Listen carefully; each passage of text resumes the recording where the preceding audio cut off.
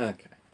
Hello. So, um, hmm, this video is going to be my what I would do if I were making Splatoon 3, and I'm making this now because I'm really into like Splatoon right now. I've been playing a lot. I got the Octo expansion over the summer, so I've been playing a lot of the multiplayer recently, and so I wanted to make a video on Splatoon 3, what I would do if I were making it. And I wanted to do it sooner rather than later because, well, right now, as I'm filming this, it's the weekend after the update with torpedoes and the Ultra Stamp was released. So December is coming up, and I figure if I wait too long, I'll be busy with Super Smash Bros., which is coming out on December 7th. So I wanted to make this now. I'm not completely ready. Like, I don't know everything I want to know about Splatoon to make this video, but I figure if I wait too long, it'll never happen. So I'm making it now. I have time. I think I'll have to make it in like 8-minute segments because my phone. I know I'm using a low quality camera. It's it's a camera phone, and it's like a bad one at that. I've got a loose outline here of what I wanted to talk about. I was gonna start with like my my experience with the Splatoon games, then then talking about the multiplayer I would implement in Splatoon 3, then the single player, and then just, I don't know, some other miscellaneous stuff. Maybe some predictions thrown in there randomly, but yeah, we'll see. So, I learned pretty much everything I know about video games over the last year after my family got a Switch for Christmas, and so then I watched a ton of YouTube videos on like Mario Odyssey and other stuff, and so I learned about video games, and like before that, now I watch Nintendo Directs and stuff like that, and so every like term I use in this video that's like about like DLC or hardware or anything like that, you can assume I learned it in the past year, and I'm just trying to sound smart because I learned a new word. The first Splatoon game, I never had a Wii U. My family never had a Wii U, so I heard about it vaguely, I think, but I didn't really know anything about it. And then so the Switch that my family got for Christmas last year was it came with Splatoon 2 included, which was great because otherwise I wouldn't have gotten it. I wouldn't have ever taken a risk of buying that because there's only there's a certain type of game that I know I like that wasn't one, but now I know that I do like it, so that's good. But yeah, so I'd never played Splatoon 1, got Splatoon 2, and then at that point in time, I had never really understood online multiplayer, whatever. I like I know there are games that exist that are only multiplayer. I never really understood it because I'd always been like, yeah, basically. Anyway, only ever experienced like single player, except maybe in like Mario Kart Wii, where you so so yeah, it was. I didn't realize there was a multiplayer in Splatoon 2. I didn't like realize what it was until after I beat the whole single player campaign, the hero mode, Octo Valley, Octo Canyon thing. So yeah, and then so after I beat that, then I realized there was a multiplayer, and I joined. I did that. Played that for a bit.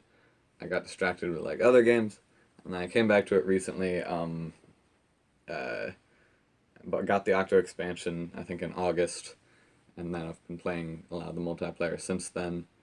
With the Nintendo Switch Online. So yeah, so I said I had never played Splatoon, and that's true. Right now, again, I don't have all the information I would like to right now, but again, if I wait too long, I'll never get made. So, I've been watching a long play of the Splatoon single player on YouTube. I haven't finished yet. I would have liked to, but oh well, I have time now to film. So I've gotten through the first 4 bosses, so almost at the end. But anyway, so I that's what I know about Splatoon 1.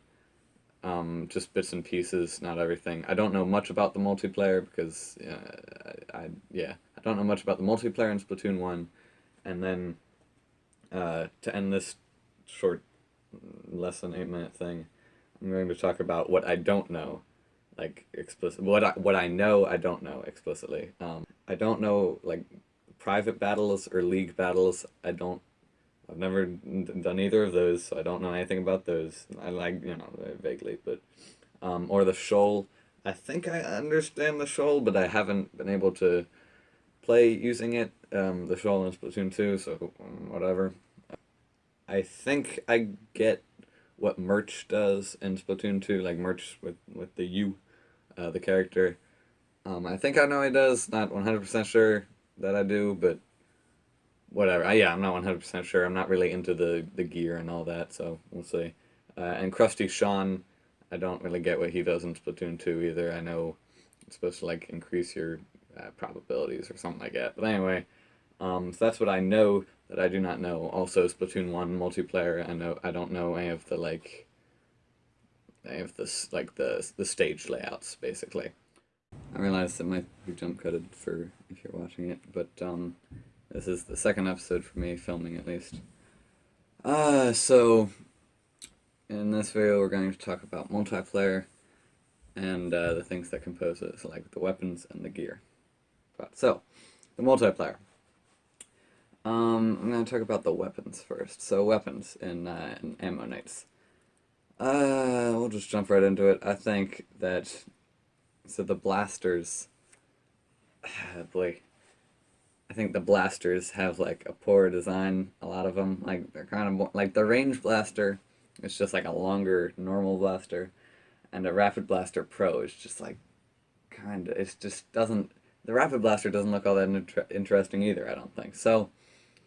What I think is that, and I guess I don't really know too much about range blaster or rapid blaster pro or rapid. I don't really know much about the blasters. But I think the only interesting designs that are in that group are the normal one, Luna blasters, and Clash blasters, which I know are. Anyway, but yeah, so I guess I'd be okay with them if they changed the name, because the names of the Rapid Blaster and Rapid Blaster, the ones I'm talking about for this is Range Blaster, Rapid Blaster Pro, and then maybe Rapid Blaster. If they change the name and the appearance, because the name is boring, the design is boring, and yeah, they just aren't very appealing, I don't think. So that's the first thing I would change. And then speaking of names, I think all the weapons in Splatoon, they should have like quick, snappy names. Just I don't know, yeah, catchy names. So like, I think the Bamboozlers, that's good, except you got like Bamboozler MK 14. I don't even, they got a bunch of numbers at the end, and I don't. I honestly believe more people would use Bamboozler if they didn't have all that number junk at the end. It's just Bamboozler is a catchy name. It's a good name, and then those numbers, maybe like Bamboozler 1 and Bamboozler 2. I think that would be fine for the next game. Anyway, so yeah, but all the things. I mean, most of the names of the weapons are good. Like Gluga Doolies, I think that's great. Gootuber. Anyway, yeah, basically they just have very good names for the most part, but there's some that are boring. Let's see what else. Hero weapon replicas, because I think they should make a return. I think they're a good reward for slogging through the single player. For with a lot of the same weapon for a long time. I have 5 of them right now. I'm working on getting the other 4 as of filming this. Anyway, I think they should have a slightly different set than it should be something unique, not just like the hero shot replica is the same exact thing as a splash shot. I mean that's good and all. I'm glad they're included at least, but I think you should take like the sub weapon from like a splash shot, special weapon from like Tentatek Splatter Shot, and then that could be your hero shot. Basically, just a unique set. Doesn't have to be anything fancy. Just like, take a sub from one variant, take a special from another. There's your thing. If it, make it work. I think that's what should happen for the hero weapon replicas. More variety in weapon brands, because a lot of them are like the second variant, where it would be like Glugadulies, and then Glugadulies Deco, I think is the thing. There's a lot of Deco and a lot of custom, and I think those are like two of the most boring variant names. Like, I like it when the weapon brands, or not the, sorry, I like it when the clothing brands have weapons like Firefin, Splat Charger, that's cool, Tentatek Spire Shot, and Parry, Splat Dualies. I think that's a lot more interesting, and just, yeah, a lot cooler. So, the less deco and less custom, I think, just more variety. Maybe like, there's a lot of gear brands that haven't made any weapons, like Scallop. Scallop is such a cool gear brand because it's, I just really like the aesthetic of like the name, Skallop. I think that's great. Anyway, so yeah, like a Scallop slosher, maybe something like that.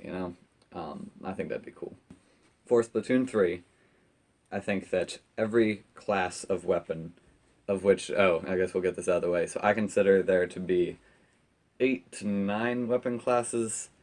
I think officially there's 7. Like, I think officially there's 7. I count the brushes as a weapon class of their own, because like you attack in a completely different manner. I think that's definitely its own weapon class. And then I sometimes consider the blaster, like, the blaster is like, yeah, it's kind of a shooter. It's kind of its own thing. It has its own hero weapon, so I don't know. Sometimes, but anyway, the brush definitely. There's at least 8 classes in my opinion. I think that each class should have at least 5 types of weapon. Now most of these are already fulfilled in Splatoon 2, but for 3, the ones that aren't fulfilled yet are there need to be 1 new type of roller, 2 new types of brellas. And brellas you can do some cool stuff with, like changing the brella shape. There's only 2 shapes right now, the Tenta gigantic rectangle,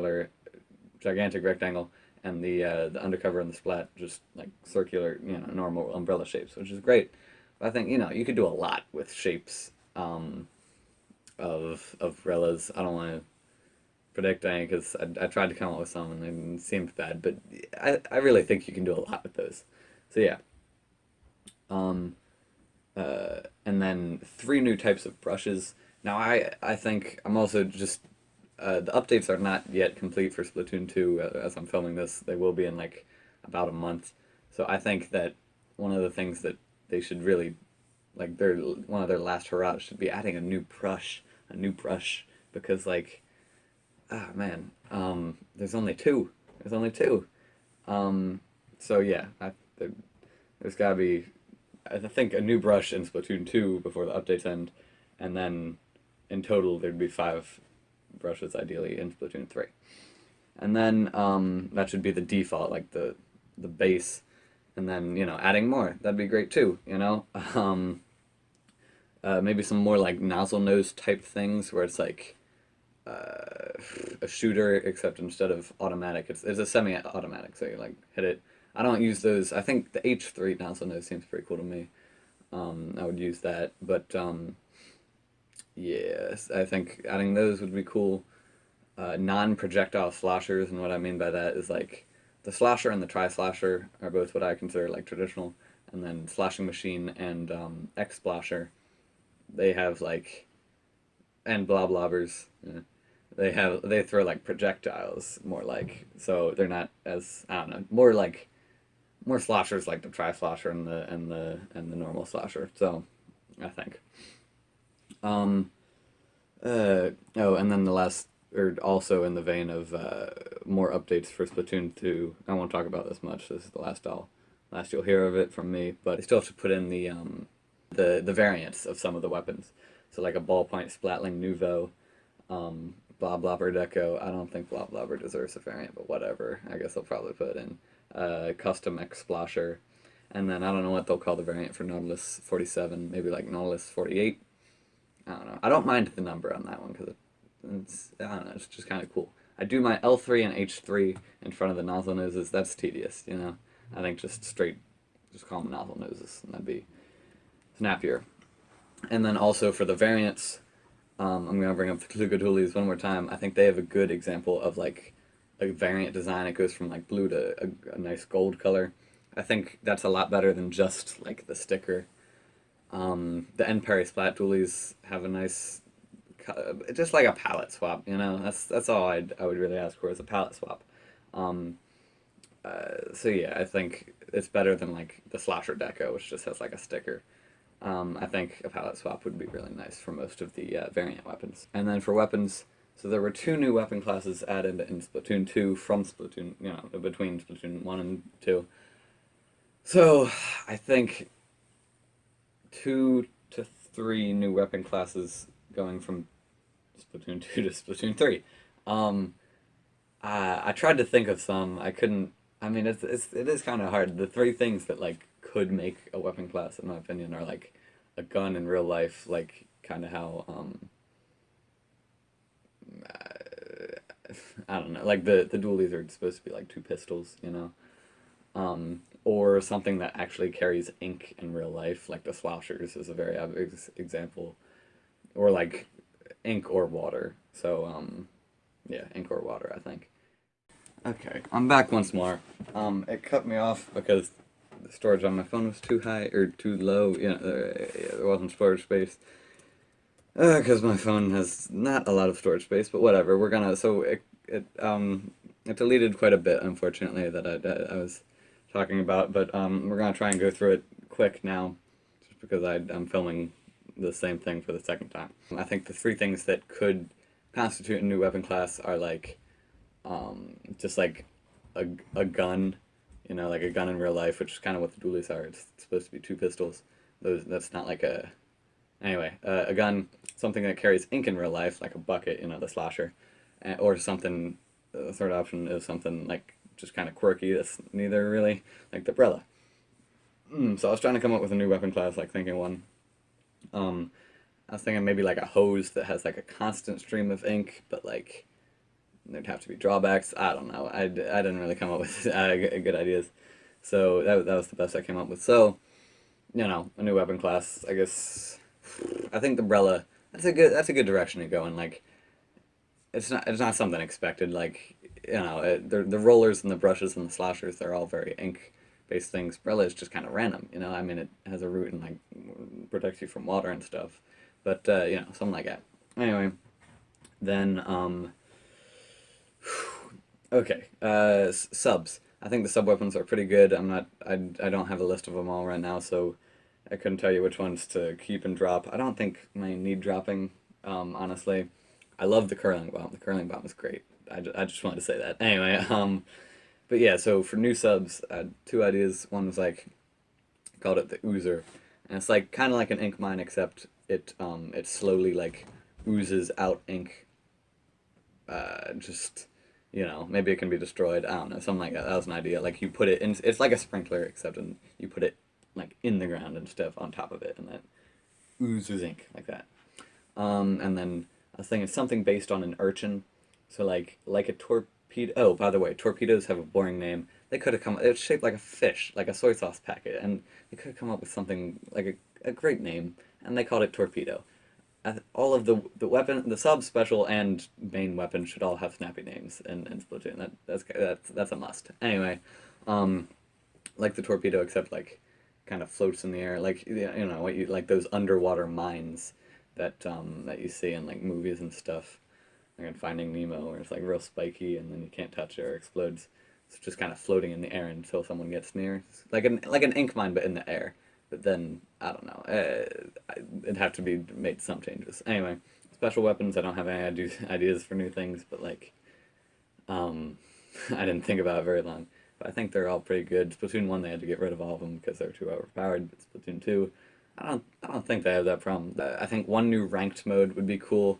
I guess it could. I was gonna say like 2, but then if you have too many ranked modes, then like the rotation is gonna be like you wouldn't have like even if you played for like 10 hours, you couldn't get all the modes, which I don't know. I don't think that's a good thing. So maybe like one new ranked mode.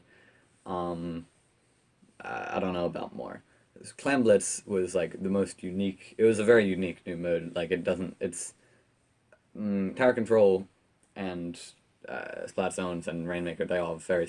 I'd say similar structure. Just like it's 100.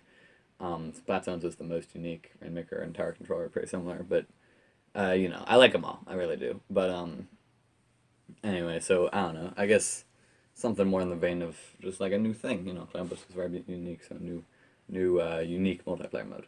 One other new co-op mode, and like so, Salmon Run was a new addition, and it's great. It is honestly so good. But so like Salmon Run, except I don't want it to be like an elite version of Salmon Run, because I just not like because then like everyone would want to be in the elite version, not just the normal version of Salmon Run. So like not something like okay, you get to professional, you unlock this whole new way to play. I mean, they have new waves in professional, but and that's great. But like, I'm a whole new co-op thing. Like no salmon, it's just a whole new way to have co-op play. Some kind of mode. The only thing I have an idea for it is like the aesthetic, like the building you walk in. Like Salmon Run's colors are like orange and green, kind of the aesthetic. I think maybe like a purple type thing. Just that's what I'm thinking in my mind. Anyway, I know that's very vague and not much to go on. Okay, stages. Okay, I think most of the stages are pretty good, except for well, there's some I don't know them all. There's a lot in Splatoon 2. So I'm thinking of ones to keep, ones to ditch. I think most of them are pretty good. I know they can't keep all of them because there'd be too many to learn about. Inkblot Art Academy they should keep. I like that one a lot. Moray Towers I don't like, but I think it's very very iconic. It probably has the most recognizable like structure. Um, so maybe that one. I don't know, we'll see. I think they shouldn't keep stinking Black Valley Skate Park. I hate that one. Anyway. But yeah, I think again most of them are pretty good. Not much more to say. Keeping them, yeah, just keep good ones, drop bad ones, and then for all of them across the board though, I think one of the things that I think is kind of weak in the stages is the theming. Like so, Anchovy Games is supposed to be like a game developer's headquarters, right? Wahoo World is supposed to be an amusement park.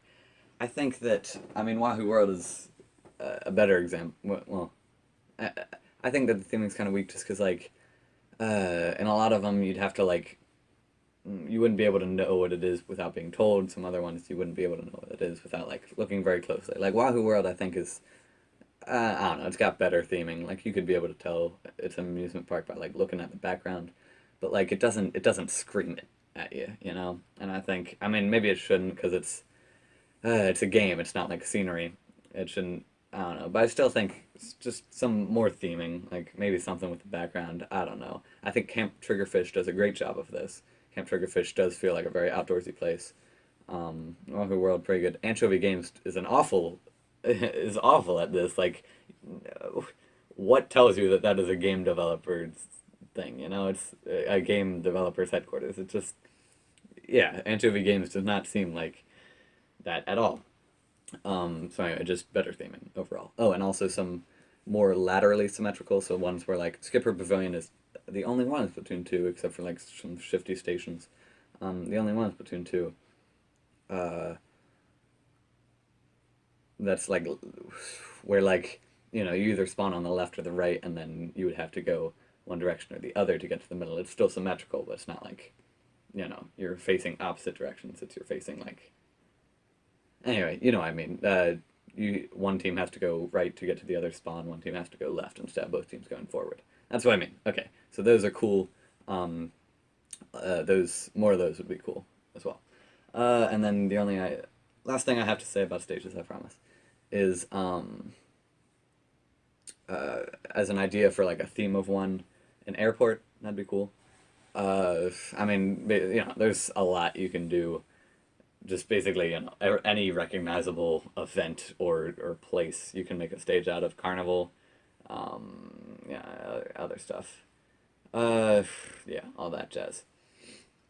And then also, I want Sorella headquarters. Now, Sorella is the company that makes all the brellas, which I think is great that they just have a monopoly. Like they have a very recognizable business. You know, the brella market. I'll talk more about them later in a separate video, but I think they should. I don't know. A Sorella HQ would be a great stage. I don't know. Maybe have like a bunch of umbrellas. Maybe like it'd be storm. I know they can't have it raining because that would mess up the ink. But like maybe like storming up there. I don't know, something. I just thought that would be a cool like bit of lore. Because like I don't know, yeah. What I mostly think about in trying to make a new game, I'm not. Now I know it's gameplay first when you're making a video game. I'm not. I'm not. I'd rather think about like everything that doesn't matter as much. So like the art, lore, all that jazz, characters. So I haven't thought about gameplay much for this whole Splatoon 3 video, like the whole thing combined. But so anyway, that's why I didn't have too much to say about the multiplayer, and I won't have too much to say about like the gameplay of the single player either, probably. But anyway, so I just wanted to get that out of the way. But right now, this video is going to talk about gear, and maybe Splatfests, and maybe some other stuff, but it's going to be shorter. So, gear, I think, I'm not as much into collecting all the gear. Maybe, I like collecting the weapons more, so maybe if I get all the weapons, then I'll move on to gear, but by then it's, I don't know, it's just, that'd be a lot, there's a lot of gear. So, but still, I think, yeah, so the gear is pretty cool, you know? There's a lot of customizable things. And another thing I'm not as big into is customization. Like, I like just like sets, like in Mario Odyssey, you know, they have like, it's a set, and that's like, alright, cool, you got a set. Those are like more made for each other, so there's a lot less, like, good customization than in Splatoon. But either way, what I wanted to talk about for gear is like having sets of gear, and I know there are some that exist, like the robot suit that I see everyone like using. This like I think you unlock when you get to like a really high level. I don't know, but like how they have like the, you know, like a robot helmet, a robot armor, and then like robot shoes, something like that. Um, so yeah, sets like that, and also the when you beat single player, you got like the hero hoodie and all that jazz. Octo expansion has like 3 separate sets for like Cap and Cuttlefish, the Null armor, and Neo Octoling armor. So more of those. I think that like every brand should have maybe at least one. I like the brands of Splatoon a lot that like they have brands, you know, for their clothing. It's just kind of a neat bit of lore. Um, Except I know there are some that make like mostly shoes, and then I think Scallop makes mostly hats. So maybe not like those. But I think all the brands that make all 3, they should have at least a couple of like sets, and it's like, okay, this is like, you know, and oh yeah, and so if you're wearing a complete set of gear, like you know, hat, clothes, shoes, then there'd be some kind of bonus. I think would be a cool mechanic. It couldn't be overpowered, I know, because that wouldn't be like fair, I guess. But and that would discourage customization. But maybe like you get an extra like sub slot, sub. What do you call them? Sub sub ability slot. Maybe like a predetermined one. I don't know, but yeah. So I think sets, wearing a full set should get you some kind of bonus. Maybe just in league battles even. That would, in league battles, I think that would like, I don't know, like encourage coordination, something like that. I don't know. Encourage playing as a team. But so yeah, I think wearing sets, and then that way there's a nice mix between but just like a couple of a lot of those sets, a lot more of those sets, but still just like a couple per brand maybe, and then a bunch from single player, I'm thinking, but we'll get to that later.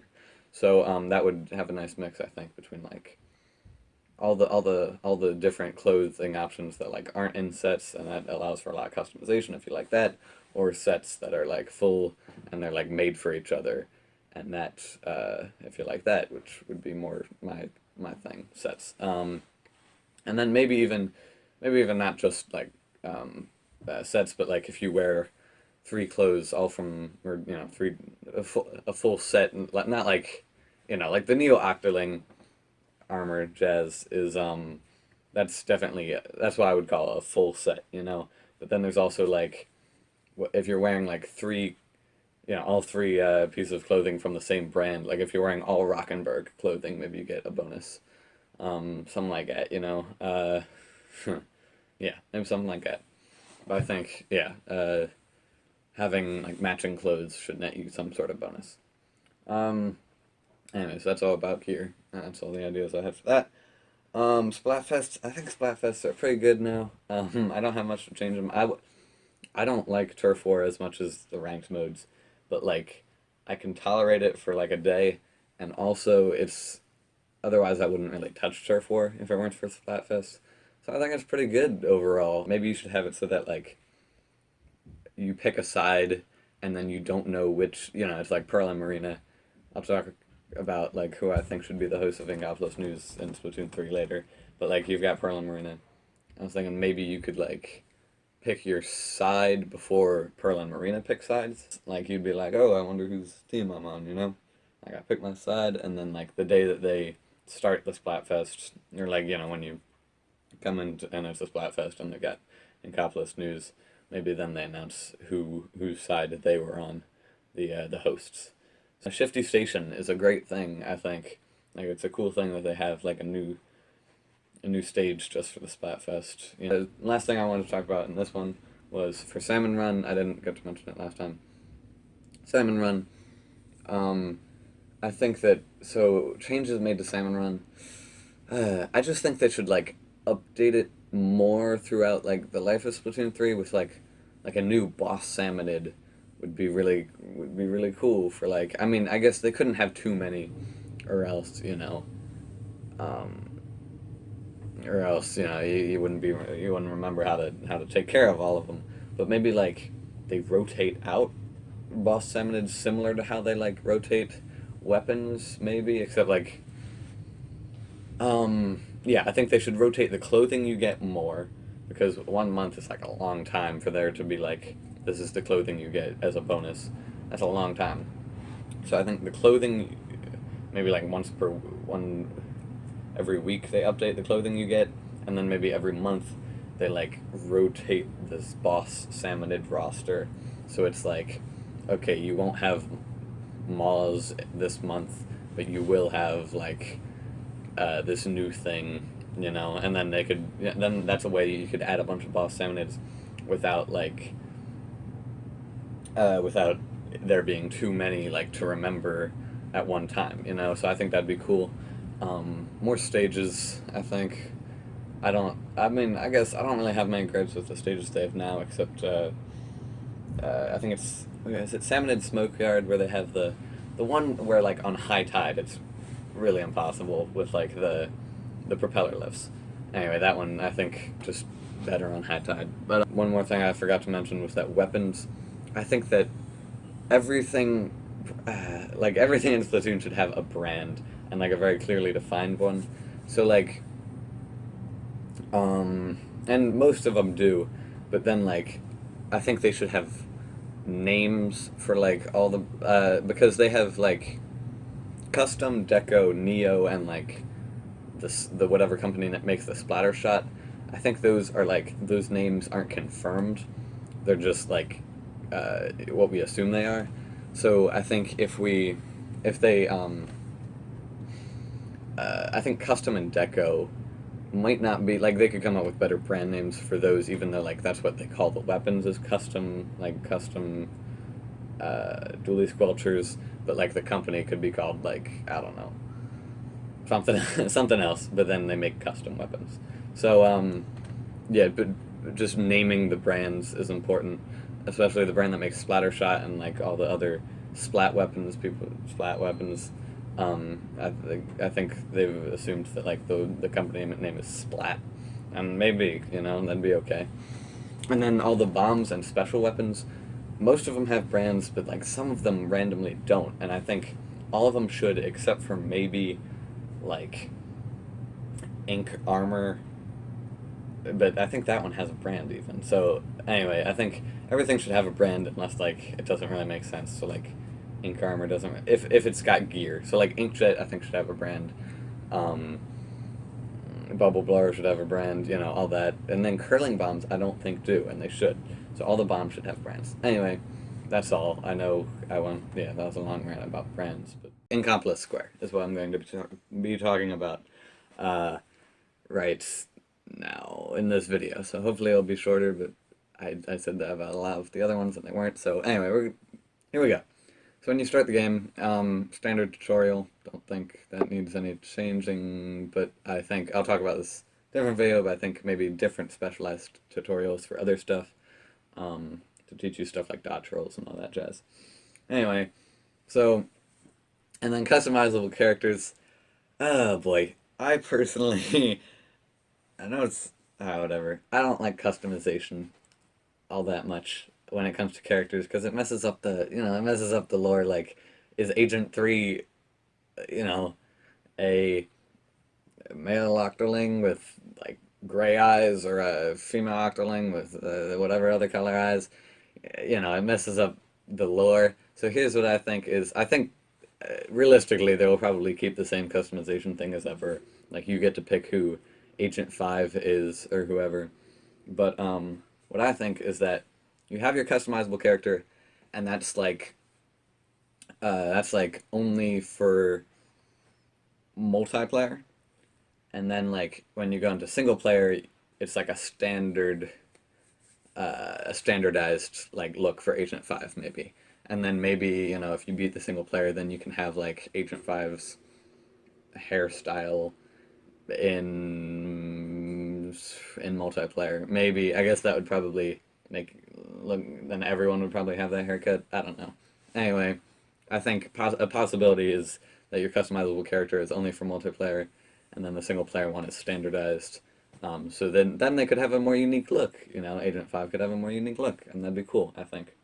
Anyway, then the news. We got to talk about Inkopolis news. So I like how the hosts. I like the idea of the hosts of Inkopolis news changing each game. I mean, it might be reading too much into it, but to me, it kind of like symbolizes like the culture of the Inklings. How you're in one day, you're out the next. It's all about being hip, being fresh. So I think yeah, changing the hosts for Splatoon 3.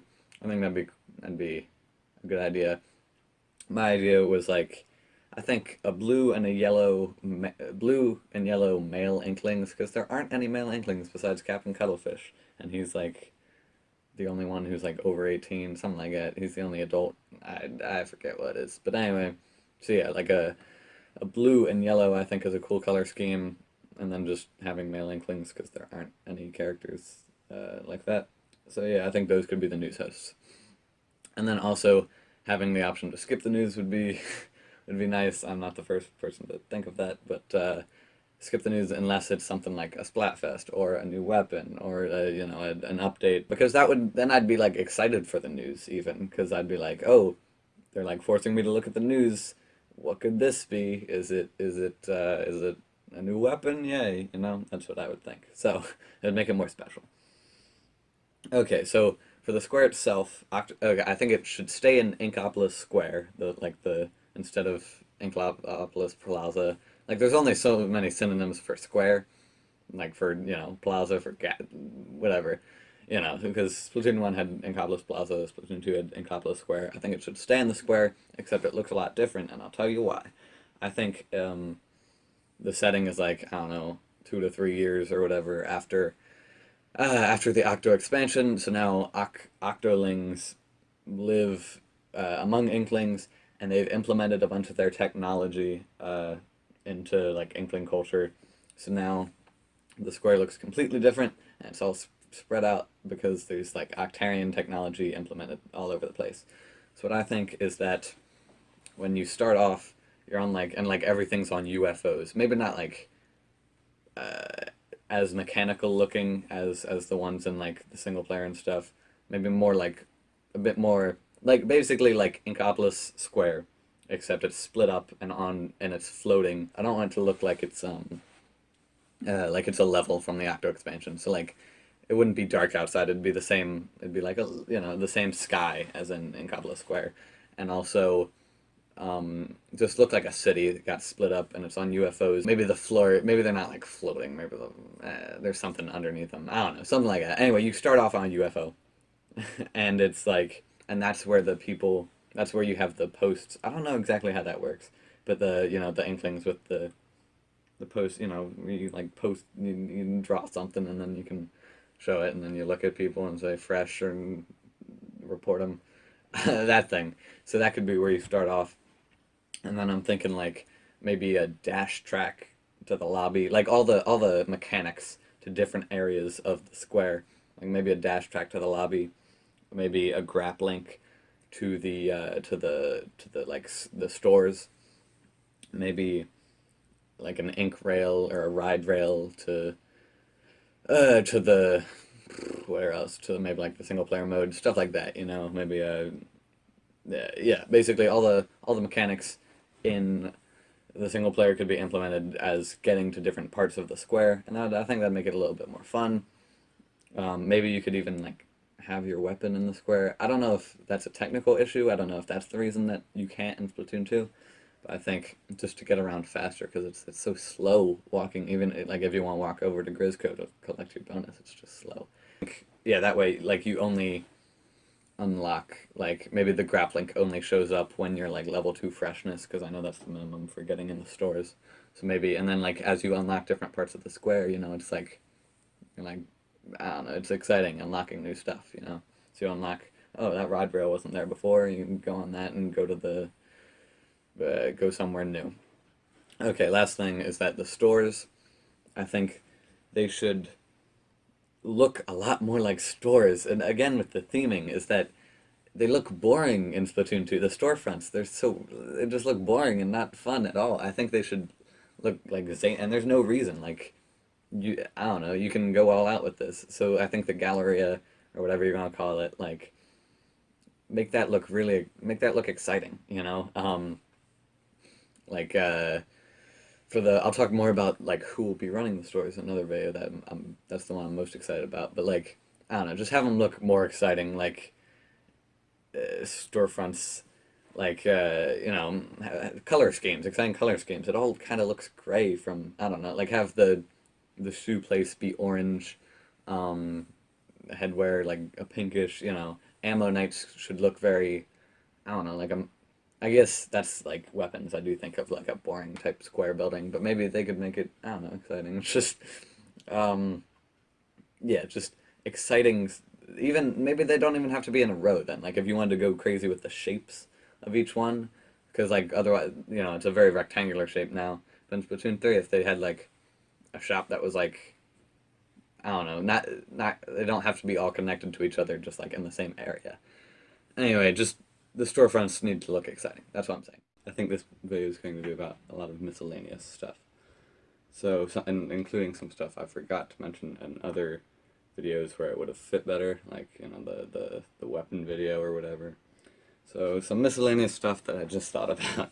So weapons, I think an important thing for the weapons to be, I don't know, just improved upon, is that they should have more unique mechanics, like how in Splatoon 2 it was added that chargers could store their charge. If they go back in their ink, they can store their charge, most of them. Dualies have the dodge rolls, and then, oh yeah, and in Splatoon 2 it was added that rollers could have vertical flicks, right? So just like more unique things, like that's like, I think rollers are probably the only weapon where like the attack changes when you jump, So that just more unique mechanics for weapons, maybe something for slashers, because slashers are pretty straightforward. I mean, shooters are just your like a classic thing, so I don't know if they need a new mechanic. Brillas, they're pretty unique already. I don't know, I guess, but yeah, I think the slashers, if they had like a cool unique mechanic, That'd be cool. Also, the brushes, if they had a unique mechanic to further distinguish themselves from rollers, because they are a separate class and they need to be counted as such. So yeah.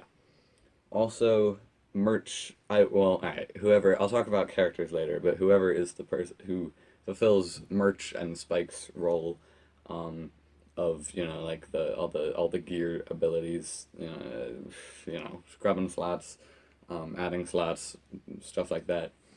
I think you should be able to pay um, merch instead of using sea snails for adding slots, even if it's like an insanely high price. That's fine. And then like you can pay or you can use a super sea snail. That's fine.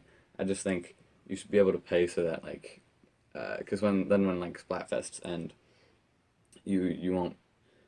That's like pretty much the only place. I mean, you can level up, yeah, but that takes a long time. Like Splatfests are your main source of super sea snails. And also for the new ranked mode that I talked about, I was thinking um, I think something where the objective is at like remote places of the map, like not like remote, but like kind of cornerish places. Because like almost all of the maps, when you're playing in ranked, you don't like worry about. I mean, when you're flanking and stuff, but like you don't worry about the sides. You don't get to. Most the objective is usually in the middle. It's either in the middle or how you get there is like cutting straight through the middle. You could go through the sides, yeah, but like just a lot of it is. I think if an objective were in we're in like kind of those corners, like the side alleys and stuff like that, then that would make it so that the map would get explored more than just in turf war. Because you go there and it's like, oh, this is kind of a cool place sometimes. It looks kind of, I don't know. Anyway, so yeah, I was thinking maybe it could be something where like similar to a tower control on like a checkpoint where like you stay on you like so there's like areas, maybe like little towers in these corners. Let's just say four for now. And then like the objective is to like control all these towers, but like how you control them is you go on top of them and wait for like a certain amount of time, like in the checkpoints and tower control. But then maybe you have to like wait longer for the ones that are more in enemy territory, so that like a team wipe wouldn't end the game, something like that. Maybe I don't know. That still seems a bit unfair, but yeah, similar to that. I was thinking. Anyway, so yeah, there's that, and then I was going to start to talk about single player. Splatoon 3 comes out, and it's mainly focused on multiplayer, but it's got like your basic campaign, your basic single player hero mode, similar to the ones from Splatoon and Splatoon 2. The hero mode that's built into the game is like it just follows the structure of the past two Octo Canyon, Octo Valley stuff. And then you've got since releasing a sequel. Oh yeah, first of all, I think that Splatoon 3 would be on a console that's not the Switch. Unfortunately, just I don't know. It's when you're thinking of like that, it seems like it's gonna be so far away, and I guess it is. But whatever. I don't think it'll be on the Switch because here's why: is that I don't think you should have two multiplayer focused games from the same series on the same platform, because then like people are gonna be it's just not good. Like it's gonna split people between like people who aren't gonna buy the new game and just they can keep playing multiplayer in the old game, and more people probably who would want to buy the new game. So yeah, I think if it's released towards the start of a console's lifespan, and then instead of making sequels for that console, you have the single player DLC jazz, like paid DLC jazz. I think Splatoon 2, like the Octo expansion is one of the biggest cases for like paid DLC being a good thing, and I think it works perfectly in this series. Just like, yeah, because it's a new single player campaign in a multiplayer focused game, which you can't have a sequel for, or else things get dicey. So, yes, I think that maybe this is a bit much, but like 2 to 3 like Octo expansion sized DLC single player stuff. That'd be cool. Maybe just two. I know it's I don't know. Cause if you imagine like, cause they'll have another Mario game on the Switch. They'll have another Zelda game on the Switch. But they won't. I don't think they'll have another Splatoon. So then you do like yeah, and then I don't know if Splatoon 2 will have any more DLC, paid DLC like I'm talking about, which I guess is okay. But for Splatoon 3, I think 2, maybe if we're really really lucky, 3 DLC paid DLC campaigns, and then those can have like a real unique, a real unique vibe. Like Actual Expansion definitely did, um, a real unique vibe, like unique, maybe not unique like mechanics, but like, you got around the world differently in Actual. You had the subway line, um, where on your like whatever the device was called, CQ80, something like that. And then in the Hero Canyon, you like get around by going into the kettles, so it's different. And I think like that, paid DLC, the very new, unique vibe, like it's like it's a whole new game, right? And it kind of, I'm thinking it would be if Splatoon didn't have that multiplayer aspect. That's what I'm envisioning. Anyway, so that's the structure I think would be great for Splatoon 3. The Octo Valley and Octo Canyon in Splatoon 1 and Splatoon 2, I wanted to talk about those a little bit first so I can, to have a basis for the Splatoon 3. So, I successfully finished watching the long play of Splatoon, like 100%, all those song controls and all that jazz. So I have seen the full story mode of Splatoon now, the full Octo Valley. And so, let's see. I think it's superior in most ways to Octo Canyon from Splatoon 2, which pains me to say because that's the one I've actually played. I just think, yeah, it was better in most ways. Obviously Splatoon 2 looks prettier, as it should, but like, it's the aesthetic they got going on in the like backgrounds of the levels, the single player levels, is like random stuff kind of floating around. Like mason jars make a lot of appearances, but just kind of floating. And it's interesting, I guess, but like, it's just I would rather I see more random stuff in Splatoon 2 than in Splatoon 1. In Splatoon, the original, they have like the coolest. I remember the coolest thing in that was the one level where like the whole background had like these mechanical like metal spinning tentacle pieces, and it was so cool. It was like it looked, yeah, it was just very very cool. It added to the atmosphere and all. I think they made a reappearance in the final boss of Splatoon 1. That level, it didn't look as cool there because you're focused on fighting the boss, but still, it was so cool. Another example is like in both games actually they had like an abandoned flutter as like I don't know, just like just there. I think that's really cool, having stuff like that. So like stuff that's more relevant to, so yeah, like in the background, like Octo Canyon is supposed to be where the Octarians live. So maybe like I don't know, but just if you're gonna have random stuff floating around, I think that actually fits better in the Octo expansion. That has all like 90s and 80s technology in the background, which that's super fun. I think it fits better there. Just I don't know why, because they all have like the same kind of color palette with the things, and I like it better there. But if it's supposed to be the place where the Octarians are living, something more, yeah, all the scenery and stuff I think should be more related to Octarian stuff. Listening to the music of like the multiplayer stuff, that's more fun to listen to on like by itself. Like that's better. I don't know. It's a better songs, but like the single player songs complement the level so well. It's quirky. It's fun. It's just I love the music of the single player levels so much. Splatoon 2 I think has a better structure of like the hub worlds. Splatoon 1 just kind of had all the same, like, blandish, metal, like, aesthetic. And I think, yeah, Splatoon 2, I think, had a better hub worlds, Tentacle Outpost, Suction Cup, Lookout, whatever the other ones were. And, oh man, Cephalon HQ, it feels so much like you're in enemy territory, and it's great. I just think, in general, I can't really bring up too many specific examples, but I think that in general, I just liked the level design of Splatoon 1 more. I guess I haven't played through them, so maybe, maybe they weren't as fun as they looked.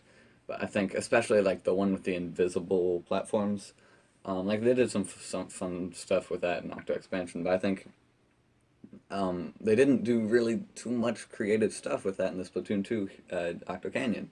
And then they had one level, just one level I remember that had a cool invisible platform thing. Splatoon 2, when you got to like the later levels, there weren't as many like defined themes to the levels, which I kind of get because you're like mixing and matching. It's the later you learned everything there was to learn. But still, I don't know. I like the level design of Splatoon 1 more. However, I mean nothing. Neither of them top the Octo expansion, man. It's amazing. It's great. I guess that's I probably saved all the creativity for that, which I can get. But the thing I'm thinking for Splatoon 3's hero mode is a bit more creative than uh, the past two ones, just to make up for that lack of creativity in Splatoon 2. Because they had this. Oh my gosh, they had the same exact story. They had DJ Octavio just stole the great Zapfish again. Like, where is the fun in that? Nowhere, nowhere to be found. That's awful. It's like it's. I didn't find DJ Octavio to be like that great of a villain. Like, I don't know. I guess he's a DJ. That's his thing. He doesn't even like it. Just boy. And then okay, the great Zapfish. Great. Like we gotta go get it. Splatoon 2, one of the things it did well was it allowed you to use more weapons than just the hero shot. So that's good. It is tedious going through. I'm almost done like 100%ing Splatoon 2's, like with all the weapons. It is tedious going through with all of them. Man. But I don't know. We'll talk a bit more about that later. So my idea for Splatoon 3 hero mode, single player mode. Here it is. I'm gonna start with the story. A lot of this depends on how far they want to like go in implementing it in the whole game. Like, what I mean by that is like how much they want to isolate the story of the single player to the single player mode, and like not let it influence the rest of the game, like the multiplayer and stuff. I think in Splatoon 2 and I guess Splatoon maybe I don't know too much about that one, but I don't think it's very much that like any of like what I mean. Okay, so the only things in the single player that affect the multiplayer are you can get one set of clothes, and you can get the hero weapon replicas, which aren't unique. They're just there. They look cool.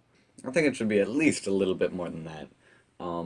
Maybe not like a ton, but just it should affect it a little bit more. So I'm thinking is the story is vaguely. I know there's plot holes, but like vaguely. Bear with me. So like the Salmonids are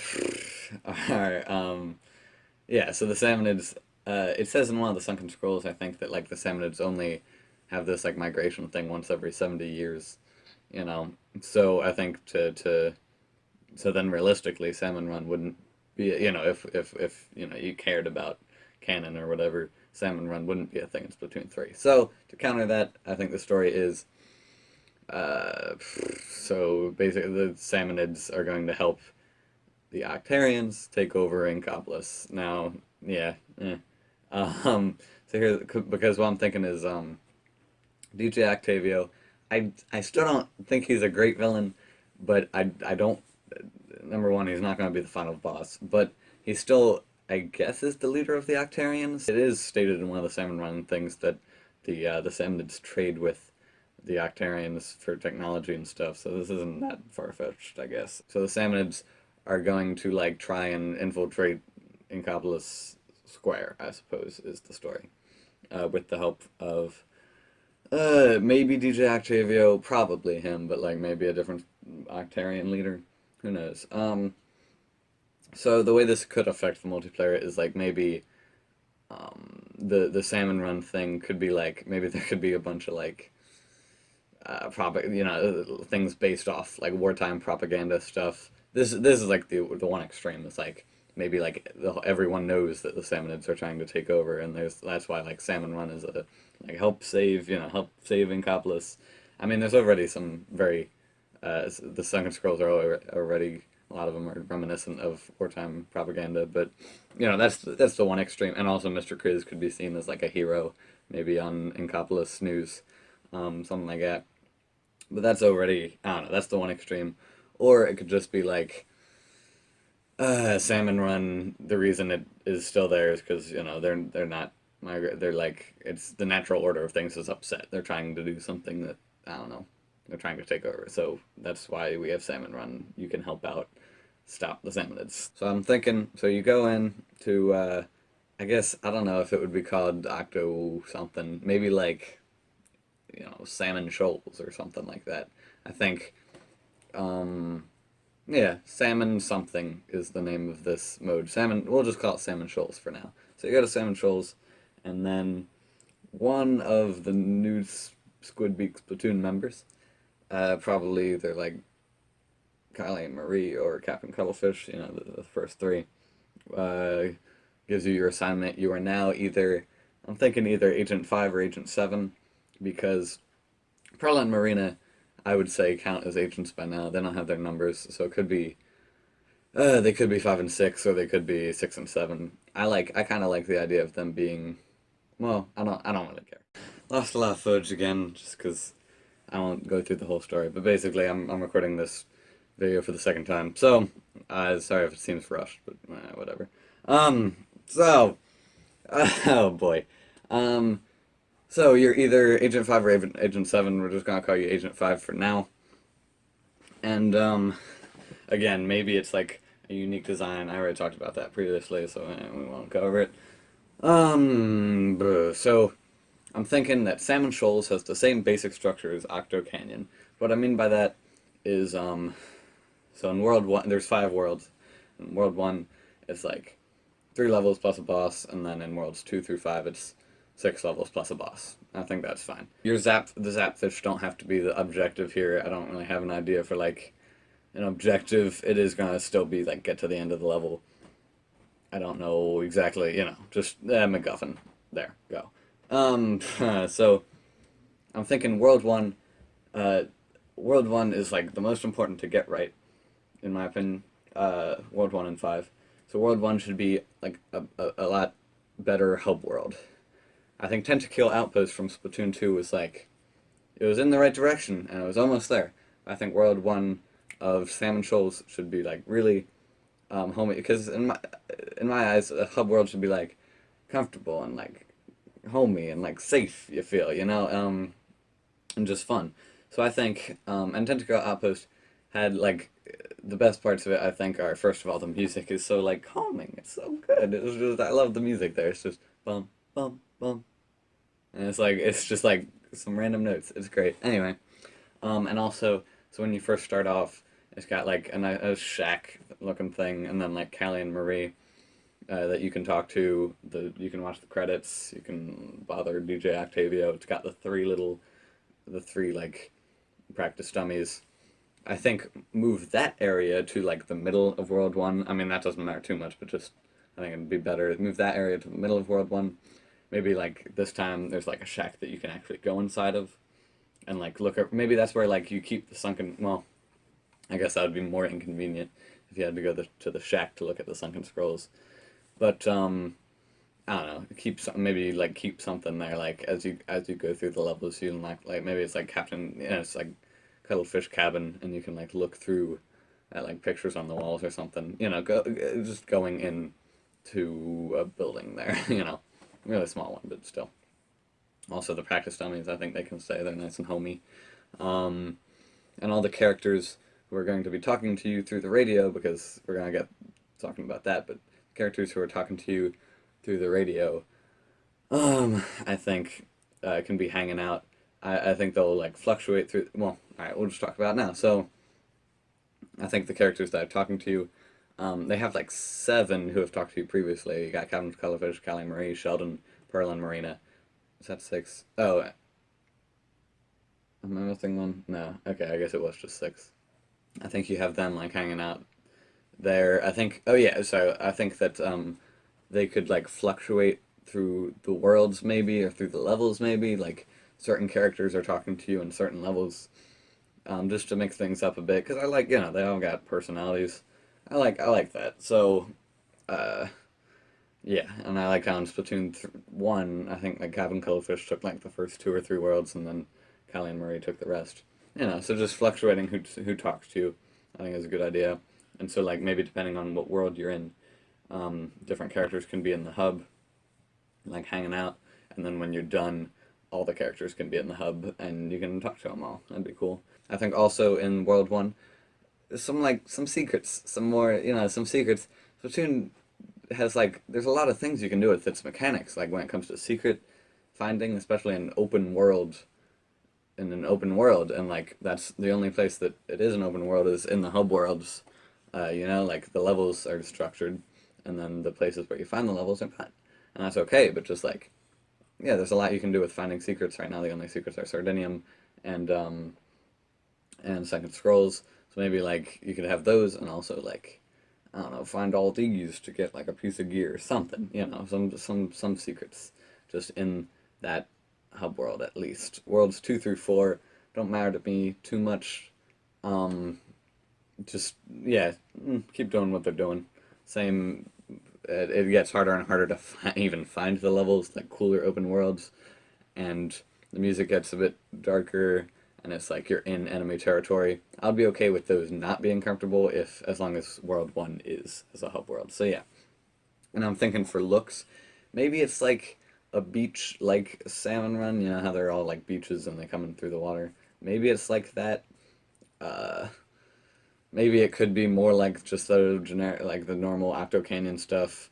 Either way, I think you are still gonna like get to the levels via kettle. I don't know, in my mind, you could come up with like the Salmonids are planning to invade through the kettles, something like that. Anyway, either way, I think you keep the kettles. Maybe it looks like a beach, the hub worlds in this game. Maybe they look like a beach now. Um, just to fit the theme. So Splatoon 1 had like Octo Striker and Octoling levels, and then Splatoon 2 just had the Octoling levels in the multiplayer stages. Multiplayer, whatever. Stages, I think we have to ditch those because in my opinion, I think like the Octolings have left DJ Octavio or like the Octarians. I mean, I guess you could argue like I think it's hinted that they're being brainwashed, so maybe like some of them are still under his control. But whatever, let's just say the Octolings left, because they're all hanging out in Copolis. So I think instead of those, we have something reminiscent of Salmon Run. Maybe it's like a whole Salmon Run thing by yourself. I don't know. That's a bit boring, but like maybe I don't know. Just in something that's like very related to Salmon Run. Maybe it's like just taking down a horde of bosses, and you don't have to like collect the eggs or anything. Something reminiscent of Salmon Run.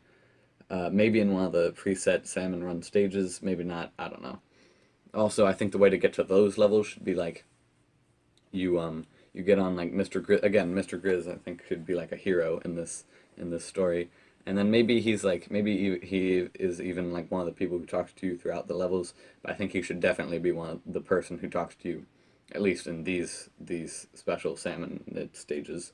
So I think the way you get to those stages is like you board one of his boats and then it takes you there as opposed to going in a kettle. So it's a bit special. Also, in terms of implementing salmonids into the normal stages, I think yeah maybe you could have like just chum and small fry and stuff and cohocks as like they're really just fodder. Like they don't have any special attacks. They can't if they're not like right next to you they can't hurt you, which is a big danger in Salmon Run. But it wouldn't be in just single player. I don't know. And then they could trail pink ink just to make it, all the same ink color for the enemies. It wouldn't change too much, I don't think. I guess you wouldn't have to implement them, but I think they could be in all the levels even, and it wouldn't change too much. They're just fodder. They're just fodder. Um, maybe even some boss salmonids, like a level where a fly fish was in the middle and you spend the whole level, like the Octo Striker levels. And one of the things I forgot to mention in the last video is about the multiple people talking to you throughout the Salmon Shoals mode, the single player. Maybe you could have it so like when you're beating it with different weapons, maybe a different person is talking to you just to like spice things up a bit because it does get tedious. I don't know. I mean, that would be a lot of dialogue to write, so it's probably a stretch. Probably wouldn't happen, but yeah, maybe it'd be cool. All right. So, continuing on with that Salmon Shoals multiplayer story, I don't really have anything in specific to add about the level. Oh, just some more mechanics, the gushers, the ride rails stuff, some new mechanics. Maybe something where you like have to fill something with ink, like a jug. I don't know, like a jar, and then like tilt it. I don't know.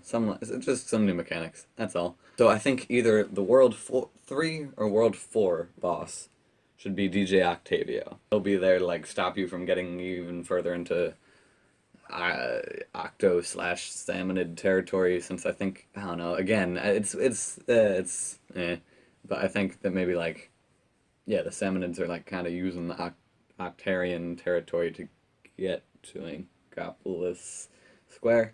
Is how I think it's it. But anyway, so yeah, maybe DJ Octavio comes to stop you at around World 3 or World 4. And so he'd be the boss of that one. Don't have any ideas for the fight. I mean, hopefully it'd be a bit different than the Splatoon 1 and Splatoon 2 fights. Since, I mean, actually, the Splatoon 1 and the Splatoon 2 fights are actually pretty different, even though he's in the same machine.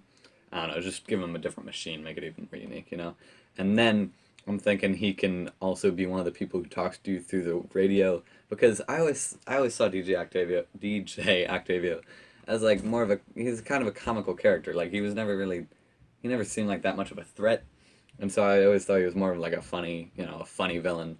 So yeah, I think he could have some funny dialogue, like I don't know, just one of those there's it's kind of a trope, or like villain giving you violent advice, stuff like that. So just some funny dialogue. He's like trapped in a snow globe after World 3 or 4, but he like gives you some. I don't know. He's speaking through the radio with probably with another character, maybe like Sheldon, maybe Pearl, or something like that. Something whose their personalities could play off of each other, and then his snow globe would be in the World 1 hub world. And I was thinking you could actually talk to it this time. Would be nice. Maybe I don't know. Maybe each character could have like a reason you could talk to him. Like Callie can keep giving the weapon like recommended weapon of the day. I like that. Marie could have Agent Five's Factopedia. That's useful. And then actually that seems kind of like a Marina thing, but whatever. Anyway, maybe each could have like a reason you could talk to him. So for the final boss, I'm thinking. Well, first of all, World 5 has to look like. I think Cephalon HQ did a great job of making me feel like I was vulnerable and in enemy territory. The whole floor is covered in like just purple ink that like lethal, So World 5 has to feel like you are deep in Octarian Salmonid territory. Maybe like I don't know, what kind of beach? Maybe the beach could be like black sand. I don't know. I mean, it's not really sand. It's just. But anyway, maybe not even a beach. Just like. Yeah, it's got feel like it's the same thing with Cephalon HQ. That did a great job. And then making it hard to find the levels. I don't know. I feel like the pacing on that is a bit weird. I don't know. I don't have any ideas on how to improve it. But like the open world, what it does is like I always like went until I found the right so because you've got the open world and you like go and find the levels, but like that you do like all the exploring at the beginning for the most part. I mean, some you might. I didn't like find a level and then do it. I only if I found the level that was like in order. So like if I knew I had to find 21, I'd go until I found 21 and then do that level. But anyway, so like I feel like the pacing is a bit off of finding a level and then like finding all the levels, not all of them, but again, finding most of the levels and then like doing them, and then it's just like a bunch of exploring and then a bunch of doing the levels. So I don't know. Don't have any ideas on how to improve this. I mean, for my own sake, I could just do the level when I found it, but I want to do them in order. Anyway, that's all. So I think for the final boss, it could be like king salmonid, either that or like a general, maybe not that name, maybe just either the king or the general of the salmonids. He could have like again, so I think DJ Octavia is more of like a funny villain, so he could be like more serious, not like really dark or with like a really serious backstory. I mean, it's Splatoon, it doesn't have to be that deep, but just like intimidate. I mean, some of the Salmon Run bosses look pretty freaky. Like the Steelhead and the Maws, like they're pretty scary, and even the Steel Eel is a bit like intimidating. So I think I think Steelhead, something similar to a Steelhead maybe, um, would be cool. Have a crown or either or like a general. I don't know those things that generals have. I don't know what they're called. Anyway, medals, I guess. But anyway, so yeah, either a king or a general of Samnids. He's like not a funny one. He's like more of a scary one, even if it's not super scary. He could have dialogue. He could say a couple of things like, I want to take over Ancopolis. My Samnids will finally, rule the world." Something like, whatever. Um, like they're slaughtered by the hundreds in stinking salmon run modes. I want to take revenge. I don't know. Every time we try to migrate, they just destroy us for our eggs. He could even like that's a valid reason to want revenge. One thing is that so rewards for doing single player stuff in Salmon Shoals, as we're calling it. I think the hero weapons can stay the same. Again, I'd like it if there was some incentive to to do all the levels. Oh yeah, hero weapons having a different set. That'd be nice. I already talked about that though. So for gear, I think that the same thing can stay with the like hero headset. This being gear once you beat it, and then I was thinking maybe you get a piece of gear for like all the sunken scrolls. You get like maybe the headpiece, all the sardinium, maybe like the clothes, and then like all of the weapons upgraded through the Ammo Knight's Enhanced Fire. Maybe you get shoes. I'd also like it if you got like a full piece of like sunken scrolls. You got like an archaeologist outfit, or like a Sheldon outfit. That'd be really cool. And Sardinium, you get like a more metal thing, like cyborg maybe, and then like for all the upgrades, I don't know. Anyway, honestly, actually, yeah, let's just make them all three of them be Sheldon's outfit. That'd be cool. Okay, bingo, got it done. Okay. Just have like the hat from all the sunken scrolls be okay. Have it unlock Sheldon's outfit. I think that'd be cool. I just came up with that now. Earlier this morning, I 100% completed the Octo expansion, like every level with all the weapons. That was pretty cool. Anyway, all right. So there were some things I forgot to mention in my talk about Salmon Shoals. The Ruins of Archipelaris stage and Salmon Run. Oh man, that seems like it should have some really cool story behind it. Man, it looks like my interpretation is it's in like the melted Arctic. I don't know, and like the Archipelaris is like a crashed spaceship. Like that story could be so cool. There could be such cool lore. It'd be really cool if it was in the Salmon Shoals story. Maybe that might be like a bit too deep for just the like normal single player. Maybe in the DLC pack. The aesthetic of Salmon Run is that there's like a lot of utensils. Like you see, the salmonids have the frying pans, and then like on the stages, they have like forks and spoons and stuff. So I was thinking like continue that over to levels in Salmon Shoals, like a cooking theme. Maybe not maybe food, but like cooking utensils and like pots and pans. Stingers have pots and pans. Anyway, just I think a cooking thing, and then one of the bosses could be a salmonid chef. I think that'd be really really good, like really cool. Either like a really small, like a small fry with a gigantic pot that like the pot like spawns stuff that I don't know that you have to dodge, something like that, or you have to shoot, or like a really big what you more think of like a big pot bellied salmonid with a chef's hat. I think salmon chef would be a really cool boss. Arcade machines, I think I don't know about the ones in Splatoon 1. However, what I think is that there were more than in Splatoon 2, where there's only the one Squid Beats 2, which is like it's not that fun. Like it's a rhythm game, and it's like it's not that special either way. Like I mean, maybe like that kind of thing, but either way, it's not like unique. I heard that, yeah, I think there were like more like arcade machines in Splatoon 1, and you could like also play them while waiting for your next game. That'd be so cool. Like, why, I don't know why they would have gotten rid of that if that is the case. I just have a vague memory of like reading that somewhere, so I don't know if that's true. If not, make it true. Like in Splatoon 3, you could have it so like you could play like a cool little mini game while you're waiting for like while you're in the lobby. Oh, and I think they should like be able to give you money. Like there should be some reward. Maybe maybe not a lot, but you should be able to get like money from that. Maybe even like gear later on. Also, I think having like an arcade machine in the like hub world of Salmon Shoals, like the world one, uh, that'd be good. In that little homey hub area that I was talking about, I think that'd be cool just as an extra fun thing to do. Octo Expansion did a phenomenal job. What more could I ask for? I don't know, like problems with it. I didn't feel like I was in a subway, which was kind of a like I don't know. I didn't really the subway thing. It didn't really I don't know. I didn't feel too much like I was in a subway except when I got off it.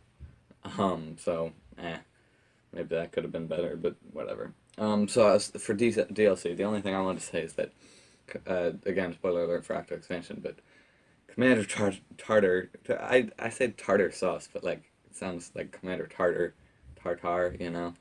Um, uh, Commander Tartar is like the best villain ever. He's like, because it's like I don't know. It's just like his goal is to destroy all life, which is like like a great motivation because it's like because it's just like evil and it's like he's like a robot kind of a thing and it's like obviously that's wrong. Like there's no gray area there. It's like no, you don't want all life to be destroyed. So he's a great villain for like you have to like the Octarians. It's like oh we just want to live on the surface and like I don't know not have to live in Octo Canyon or something.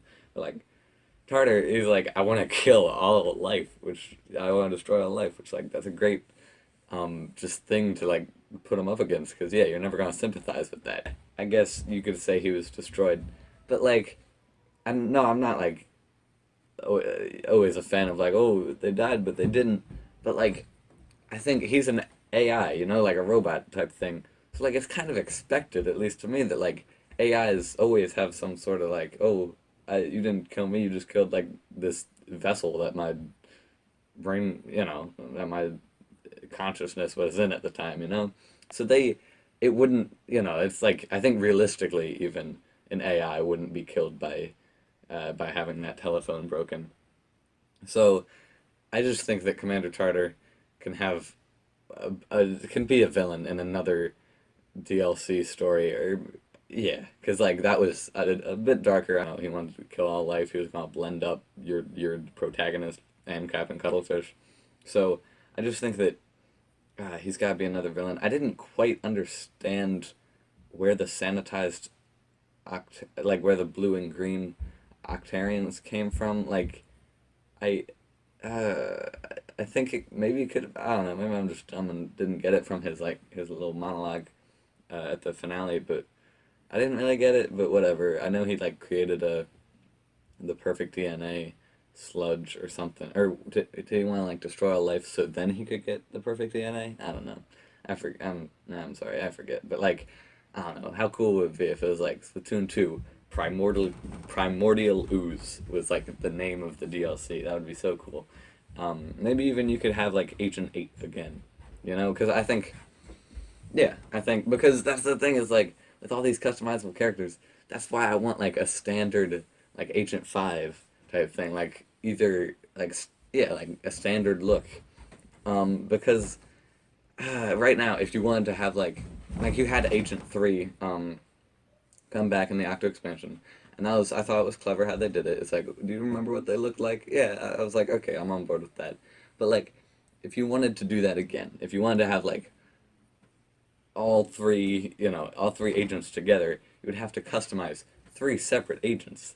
And so if you just like stopped the customization of agents here, not like player characters, like just of agents here. So what I mean is like, if you're like playing Splatoon 2 and you have both Octo Expansion and you're in the Octo Valley.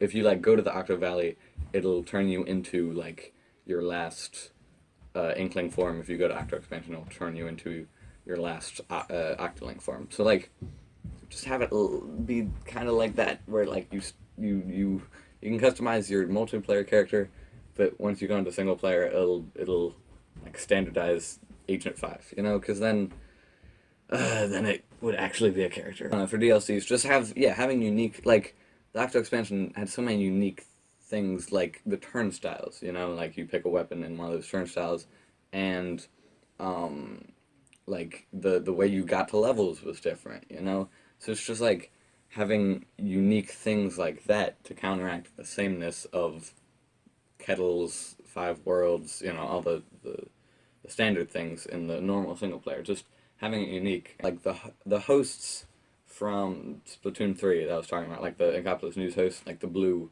and yellow male Inkling dudes, blue and yellow haired, I don't know.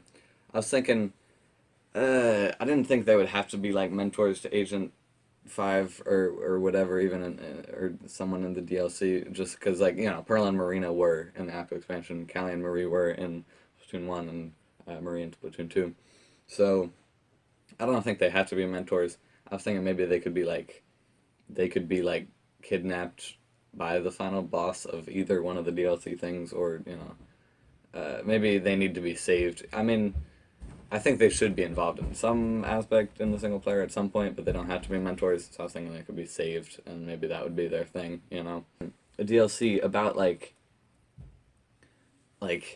a Moses Schellendorf. He's, like, the grandfather of Sheldon, and he designed all the, like, Ammonites weapons. I don't know, just something, like, focused specifically on, like a weapons creator, I think would be really cool. Like, you have to find Schellendorf and maybe, I don't know, like, prove your worth with different weapons. I don't know, something like that.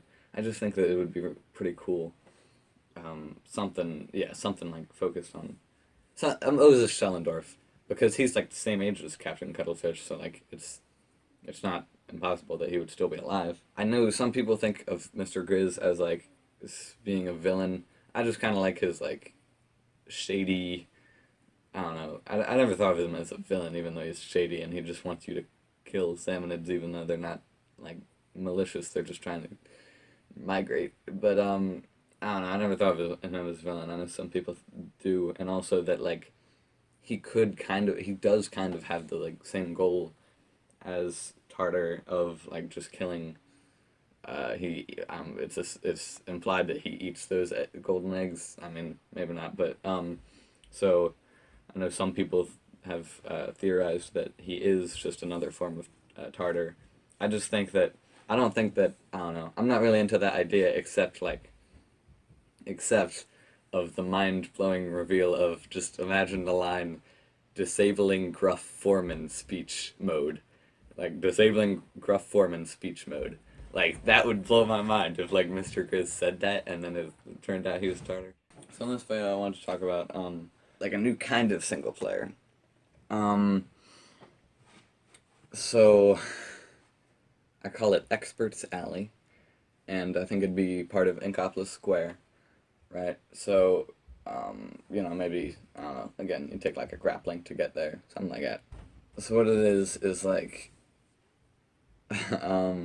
it's each weapon class would have like an expert, you know, like a new character, or maybe not new, we'll get into that, but a character who is like the expert on that weapon, who's like really good with it, and they are in Experts Alley. And like, let's say once you buy a slasher type weapon, then the slasher expert appears in Experts Alley, and you can go over there. And then like, so maybe Experts Alley gets unlocked after you buy your first weapon. And I know you'd start with a Splattershot Junior, but maybe once you buy your first new weapon, that could be unlocked. So the experts, what they do, number one, maybe they have like a quick tutorial for your weapon.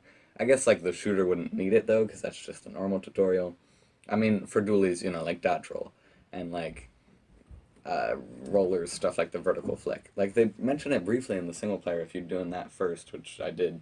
But, like, no one would ever, like, they don't tell you these things, I don't think. Maybe I just don't remember. I guess I wasn't really paying too much attention when I started playing Splatoon. But, like, I just feel like there's a lot of stuff that they don't tell you, especially if you didn't play the single player. The unique mechanics, then maybe, like, that's what the experts can tell you, right? And B, which I think is more fun, is that it's a, spoiler alert for Octo Expansion, it's an Inner Agent 3 type battle. As an example, we'll go with, for ease, the Slasher expert again. So, like, you can, once you, like, buy a Slasher, you can battle the Slasher expert, who, also with a Slasher, and so it'd be like the, Inner Agent 3, where the AI is really, really good, you know, where, like, the AI always aims, at, like, right at you, pretty much. I mean, you know, I know not always, but pretty much right at you, except it would be more fair because, they wouldn't have, like, a million specials and all those auto bombs. They would have, like, they would be limited in the same way as you, except that they can aim perfectly, you know, so, like, they have the same sub and the same special. Having a battle with someone using the same weapon as you, and they're, like, really good, that's the point of it. And then, if you beat them, I was thinking maybe, since there are a bunch of, like, a bunch of weapons in some classes, like, I was thinking maybe it could be, like, okay, first, you win money for one battle, and you win, like, gear for the next, and money, gear, and then, like, for the things after that, it's just money, since, you know, there could be a bunch of more weapons added post-release, or, stuff like that. And the gear, I was thinking, could be the experts' gear, so, like, you know, the experts' shoes, the experts' clothes, the experts', maybe, I don't know, they had a hat. Basically, yeah, just, like, something like that. So, yeah, just basically Inner Agent 3, but with, the same weapon you're using, and the same sub and same special. Thinking that, I get that, like, it would be, like, really hard to start out with, and then, like, kind of easier at the end when you're just doing it, like, you could probably just breeze through it, kind of like, well, so I get that there would have to be some sort of difficult, like, it would have to get harder after, like, each battle you did, and there's no way to predict which weapons you're gonna buy, so, like, you know, I get how, there could be issues with that would need to be fixed. The first battle you do is easier, last battle the AI maybe is, like, faster, can I don't know, aims better, just stuff like that. I just wanted to go through, ideas for, like, the characters of the experts. So I'm usually not for adding a ton of characters, but I think this Experts Alley thing is a really cool idea. The Brella expert, I thought they could be one of the Sorella, like, the founders of Sorella, the brand. You know, I was thinking there could be, like, the Sorella sisters, just because, like, Sorella is sister in Italian. I don't know. Maybe even you could have it be ironic. It could be the Sorella brothers, you know? But I think either way, like, the Brella expert should be, like, one of the founders of Sorella. I think that'd be really cool. Like, you know, Jim Sorella or Jane Sorella, something like, you know. A brush, I was thinking, like, an artsy ninja type thing, where, like, maybe it was, like, dressed up as a ninja, but, like, half of it could be, like, covered in, like, rainbow, I don't know, just a bunch of, like, detailed art. Like, yeah, like, split down the middle, like, one side is all black. I don't know why I got the idea of a ninja, since they're not, like, stealthy or anything, but I just thought it'd be, yeah, so, like, half, like, all the, like, black ninja outfit, and then on the, like, right side or whatever, it'd be, like, the same ninja outfit, but covered in, like, really colorful, like, pink rainbow swirls and, like, art and stuff. I think that'd be cool for a brush. For dualies, I thought could be Pearl, since Pearl is, I think, canonically a dualie main, so I thought it could be her. I think that'd be, even, I think she could even be there and also in the single player thing. In the same vein, I thought Splatlings, and this is a bit more of a stretch, but I thought Splatling user maybe could be Bisque from the shoes shop. I'm gonna talk about where I want, like, all the current characters later, but maybe Bisque could be a Splatling, like, expert. I don't know. I get that is a bit more of a stretch, but, like, I just think, like, looking at him, I just think he kind of looks like a Splatling user. You know, he's, like, he's big. He's got the long arms. I guess it'd be harder because he has a different model than an Inkling, but whatever. Um, Slasher, just like a zany thing. I think of Slasher as a like crazy type, colorful characters, colorful, maybe even a different species than Inkling or Actorling, maybe like an urchin or something. There's I guess, just plain shooter.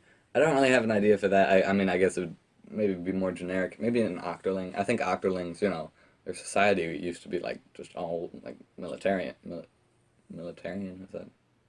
Utilitarian, that's the word, I know that. Anyway, so, I don't know. Either Octolings having like either the rollers or the shooters. I think just a normal Octoling, maybe like a general or something, you know. I think for rollers, or one of the experts could be like an older Inkling, because we haven't seen any. I think it was like you haven't seen any older Inklings or something any older than like 21 or 18 or something like that. So maybe like an old female Inkling, maybe even with like gray hair, you know. Hmm. Anyway, an idea for maybe for the roller. Charger. I guess I know that like is Marie a Charger main? I maybe, but either I think also I don't have a great idea for this. Maybe just like a normal sniper thing, like one of those the glasses with like the one big red eye, or yeah, maybe even like just like a character a bit funnier with like one eye bigger than the other. I still think it's a good idea, but it seemed like a better idea when I wasn't saying it out loud. This video is one I've been excited about. It's where to put. Okay, so I'm going to read a list of all the characters in the Splatoon franchise right now. Okay. Captain Cuttlefish, Callie, Marie, Agent 3, Agent 4, Agent 8, Judd, Sheldon, Annie, Mo, Jalonzo, Krusty Sean, Spike, Judd, Little Judd, DJ Octavio, Pearl, Marina, Flo, Craymond, Jalfonzo, Bisque, Merch, Mr. Grizz, Iso Padre, Sea Cucumber, Commander Tartar. Okay, so, and now I'm going to talk about where to put all of those in Splatoon 3, because I'm thinking that they can all make it. Maybe, I mean, maybe not. This is the kind of thing I enjoy, is is putting, I don't know, talking about where all these characters will be in Splatoon 3, okay? Alright, Cabin Cuttlefish. In the single player, hanging out by Cuttlefish Cabin, he'll be one of the people who talks to you at some point in, the Salmon Shoals campaign. Also, maybe in some DLC story, I think he is kind of the main. He's kind of the main. Oh, I also think it'd be funny if since he's like a rapper now, since as talked about in Octo Expansion, I think it'd be funny if there was like posters for his like rap albums and stuff. Like if he broke like the equivalent of the Billboard Top 100 or something. He's one of the like top 5 artists in Inkopolis, after Off the Hook, Squid Sisters. So I just think it'd be funny if he was in the world, like there was posters for his rap albums and stuff. Anyway, Callie, same thing. I think mainly just yeah. Also in this Salmon Shoals thing, she'll do the Callie's recommended weapons thing again. I think maybe she would be paired with someone different than Marie when like for the talking to you in the single player levels. You know how it was Agent 2 and Agent 1 and Agent 2 and in Splatoon 1 they were paired together. So maybe since that's already been a thing where like their personalities bounce off each other, maybe like she's paired with someone different, just to like maybe Callie and Marina or something like that, just to make it a bit more interesting. Marie, same thing. She's got Marie's Agent 5 Factopedia now. That's actually kind of cool, Anyway, in the hub world, Agent 3, Agent 4, and Agent 8. Uh, I don't know if they would. Okay, so Agent 3 and Agent 4, I don't know about them making an appearance or anything. Yeah. Agent 8, I think, would, like, if they had another thing with DJ, or with Commander Tartar, like another DLC thing about Commander Tartar, um, I think Agent 8 would be a good protagonist. Like, reuse her, or him or her, as, as the protagonist of another DLC. Also, I guess you could reuse Agents 3 and Agents 4, I just think, yeah, I guess, for other DLC stuff, if you wanted. Anyway, Judd, same as always, except, well, yeah, so, also, judging the turf war, battles, and, yeah, judging the battles. Also, I think, I kind of think he should act as like an encyclopedia sort of thing. Like he could still be outside the lobby or whatever, but have him to like maybe you can add, maybe he's got like a drop down, like if you talk to him he's got like a drop down menu of like stuff that he could tell you about, like, because I don't know, maybe maybe it was just me, but I felt like I think I was like really ignorant about like every single thing in the multiplayer when I first started, you know, and like some of the stuff I'm still like I haven't learned about. It's just like the flag in the like when you're playing turf war and it's got that flag and you start off as like dry and then it goes to like I don't know other stuff like raw and like super fresh. That flag, like I still don't quite understand it, but like I never it's was that ever explained? I feel like there was just so much that was never explained. And yeah, I know you can hit like the learn more button or whatever, but I hit that like when I started playing, like or when I got to like ranked. I think I hit that button and I read all the things, and it's like I don't know. You gotta like supplement it. You learn by doing some of it, but then you also have to learn from like reading that stuff. Like in Rainmaker, I didn't know where to put the Rainmaker. The first game I played, Clan Blitz, I didn't know what was going on. So I don't know. I just and even after I read that stuff, so I don't know. Just have him as like something where you can like read all about the multiplayer. I think like every single. I don't know. Yeah, I think just have it so that you can ask him about it, and maybe even other stuff like Krusty Sean, like the drink tickets and stuff. Because I don't think it'd be kind of weird if yes, Krusty Sean about that. So I don't know. Just have him as an encyclopedia. Yeah. All right. Sheldon, same as always, in Ammonites, and then also um, as a character in the Salmon Shoals thing. Just talking to you again, maybe with I was thinking maybe he could be with DJ Octavio. Also think Pearl and DJ Octavio could be a cool matchup. But also, if there was a DLC about a Moses Schellendorf, obviously Sheldon would play a bigger role. But that was just a very vague idea I had, so I don't know. Annie and Mo, who are kind of together, I actually like my idea a lot for this. Now, technically, they are in Splatoon 2 because they run like the Splatnet 2, which I don't have that app. I don't know about it. I do know that they run it though. The Splatnet 2 shop, you know. And so, assuming that there's a Splatnet 3, if for Splatoon 3, you know, I think they can still have that role of running the shop, except here's the thing because like well yeah just so that they appear in Splatoon in the like physical game and not just the app. um I think they can have like a segment on Inkopolis News where it's like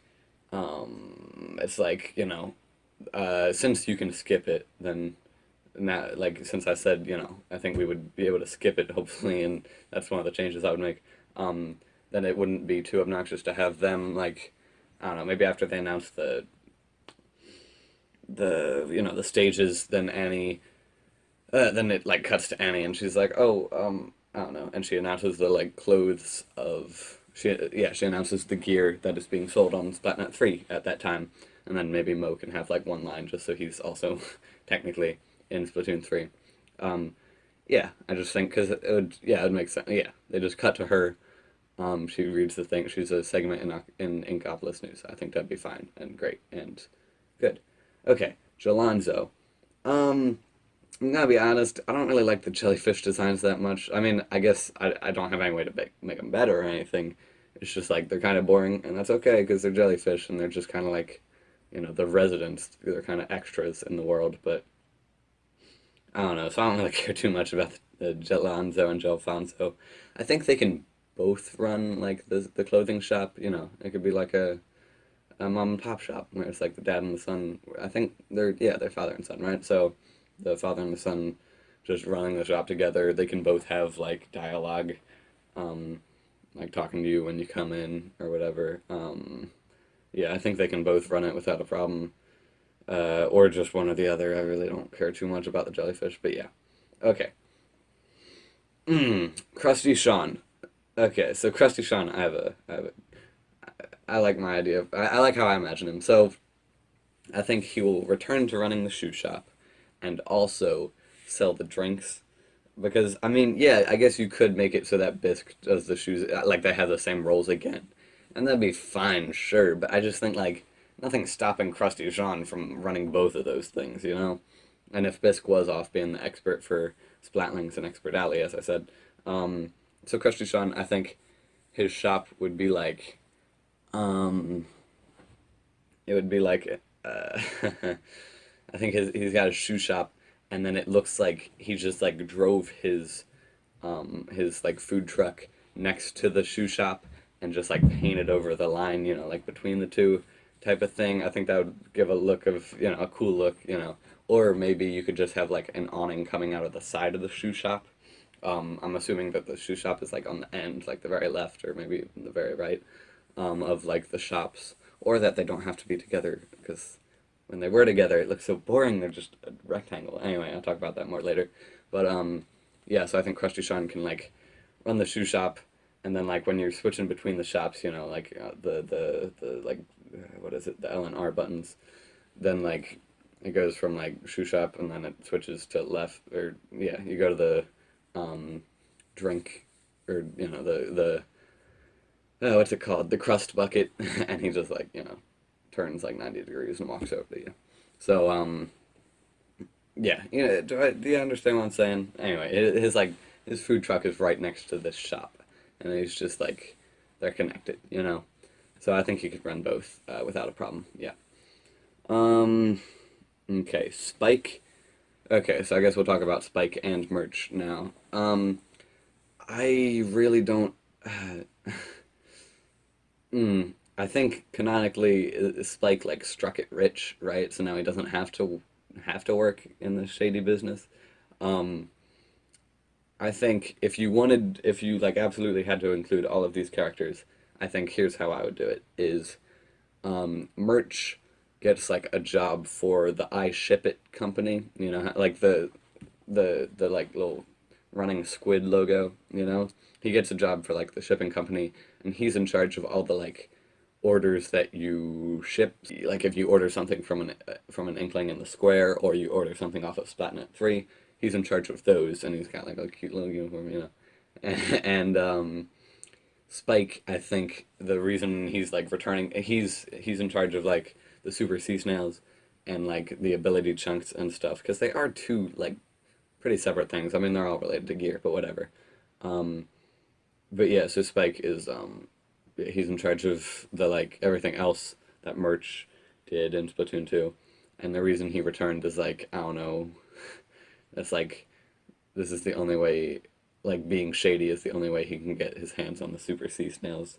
Maybe. I mean, that's just a, you know, quick idea. Like the life of luxury he was living wasn't um didn't fulfill him because I don't know, something about the super sea snails. Anyway, so maybe that. And then last character for this video, DJ Octavio. As I said, I think he could be like a boss in Salmon Shoals, and then after that, he would speak to you through the radio in like the rest of the Salmon Shoals. I think in the like in the World One, like Hub World, he would be in. He would still be in like the snow globe again once you beat him, but I think you could talk to him this time. Continuing to talk about where to put characters in Splatoon 3, if I were to put them somewhere. Okay. Here we go. I think the next one is Pearl. Yes, Pearl. So as I said, I think she could be the dually expert in Expert's Alley. Also, have her be one of the single player people who, you know, talks to you through the radio. I personally think that she would work well with DJ Octavio if they were like in a, you know, a personality, like as a pairing of talking to you. I think it'd be funny. Anyway, Marina, pretty much the same thing.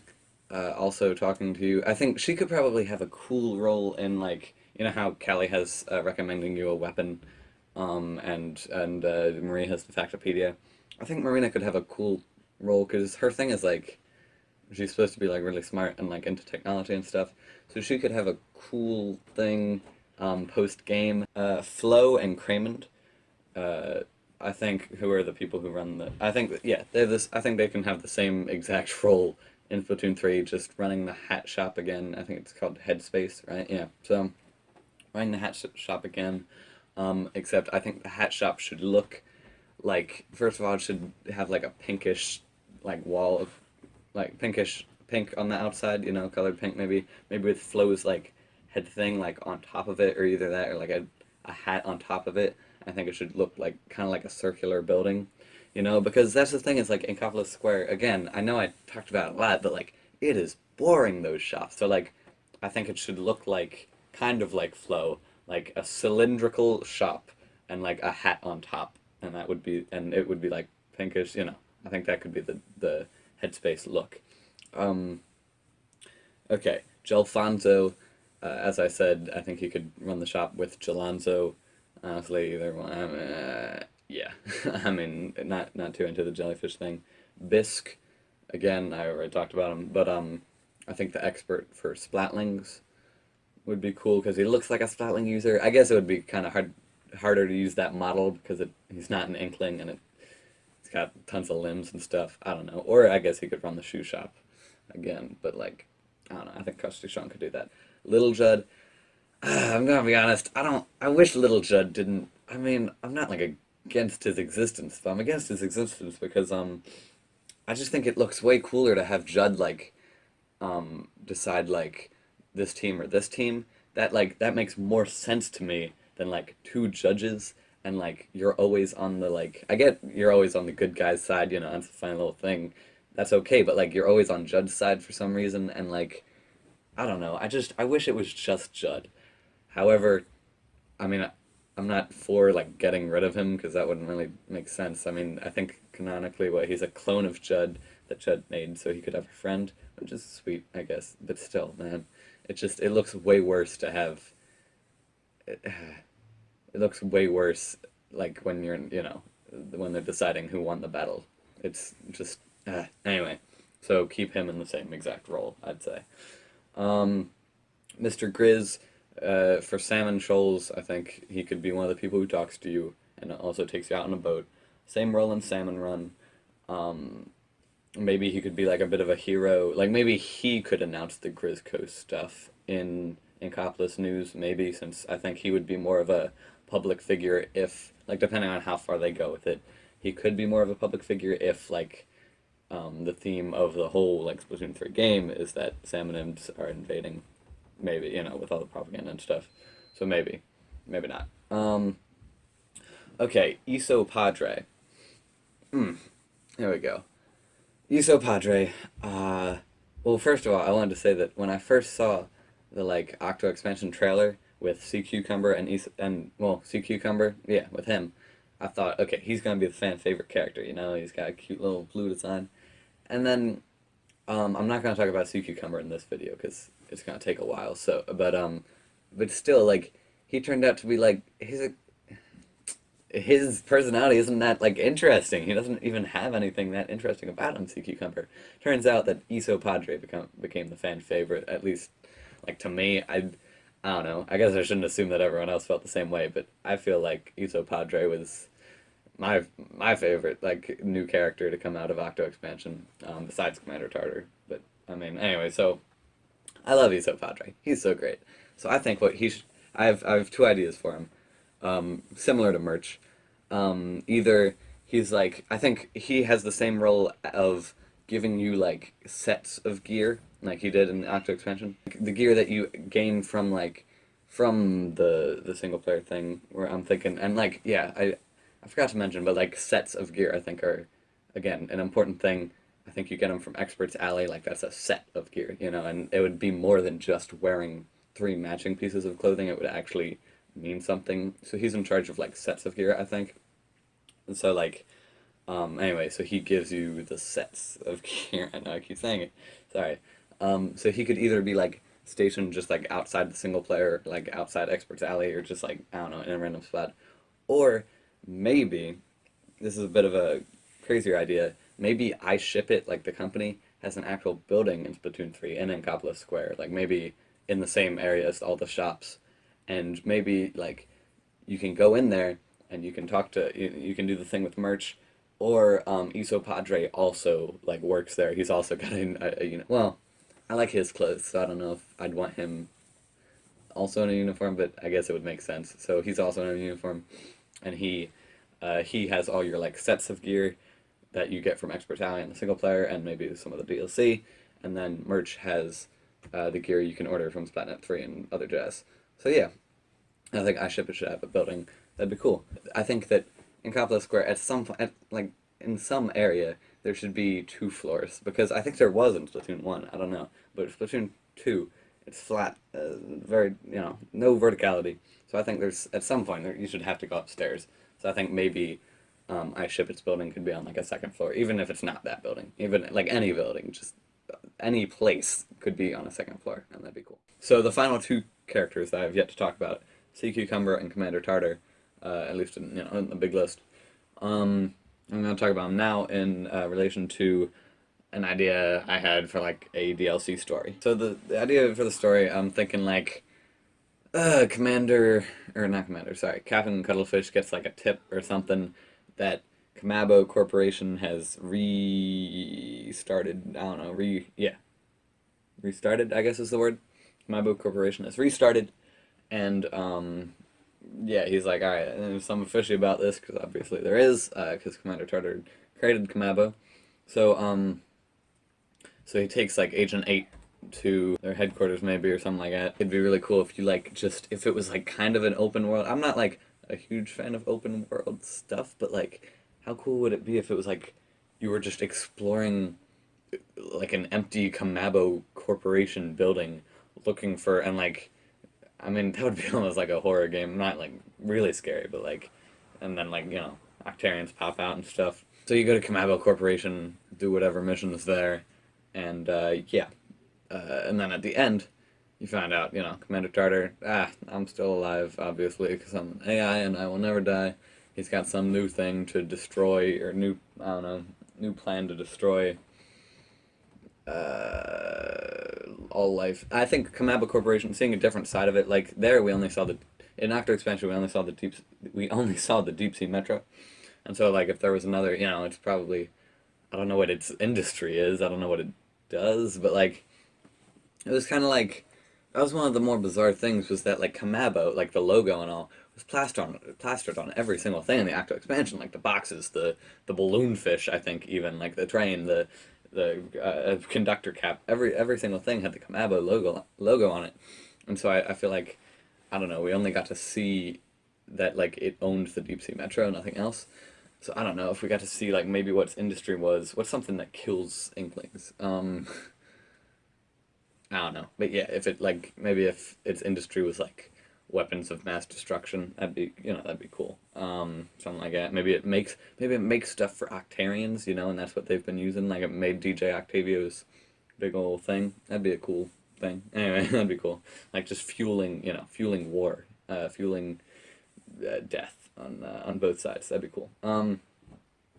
So I think for Sea Cucumber, if he was a boss, and the reason I say this is like, again, like I said, his personality was kind of lackluster in the grand scheme of things. He talked to you, but he said like what to do, but in a very matter of fact, straightforward way. Like he didn't have any funny speech tendencies, anything like that. So his personality was just kind of there. And like a lot of people, I didn't see him as a villain either, even though he kept blowing you up. I think the main thing was just his like just doing my job mentality, because I think he would just do whatever Kamabo Corporation told him to. And so that's why I think, like, imagine, like, Sea Cucumber in a gigantic mech suit, and he's one of the bosses, and he's like, sorry, kid, just doing my job, I don't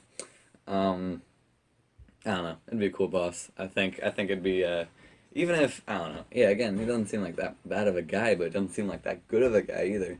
I mean, he says take care out there, but I don't know. I think it'd be kind of cool if he was a boss. If not, he could be an ally, even. He could go either way. He's so neutral. Anyway, and then Commander Tartar. I think the main things for Commander Tartar, he'd be, I guess, the final boss. And then you want him to be recognizable from, like, his Octo Expansion appearance. Now, I get why, like, as an AI, realistically, he could look like whatever, He could be in whatever body or form he would want to be. But I think, like, if you made it so that he had some of the traits carry over. So like maybe the eyes and the mouth, maybe like the blue goop thing.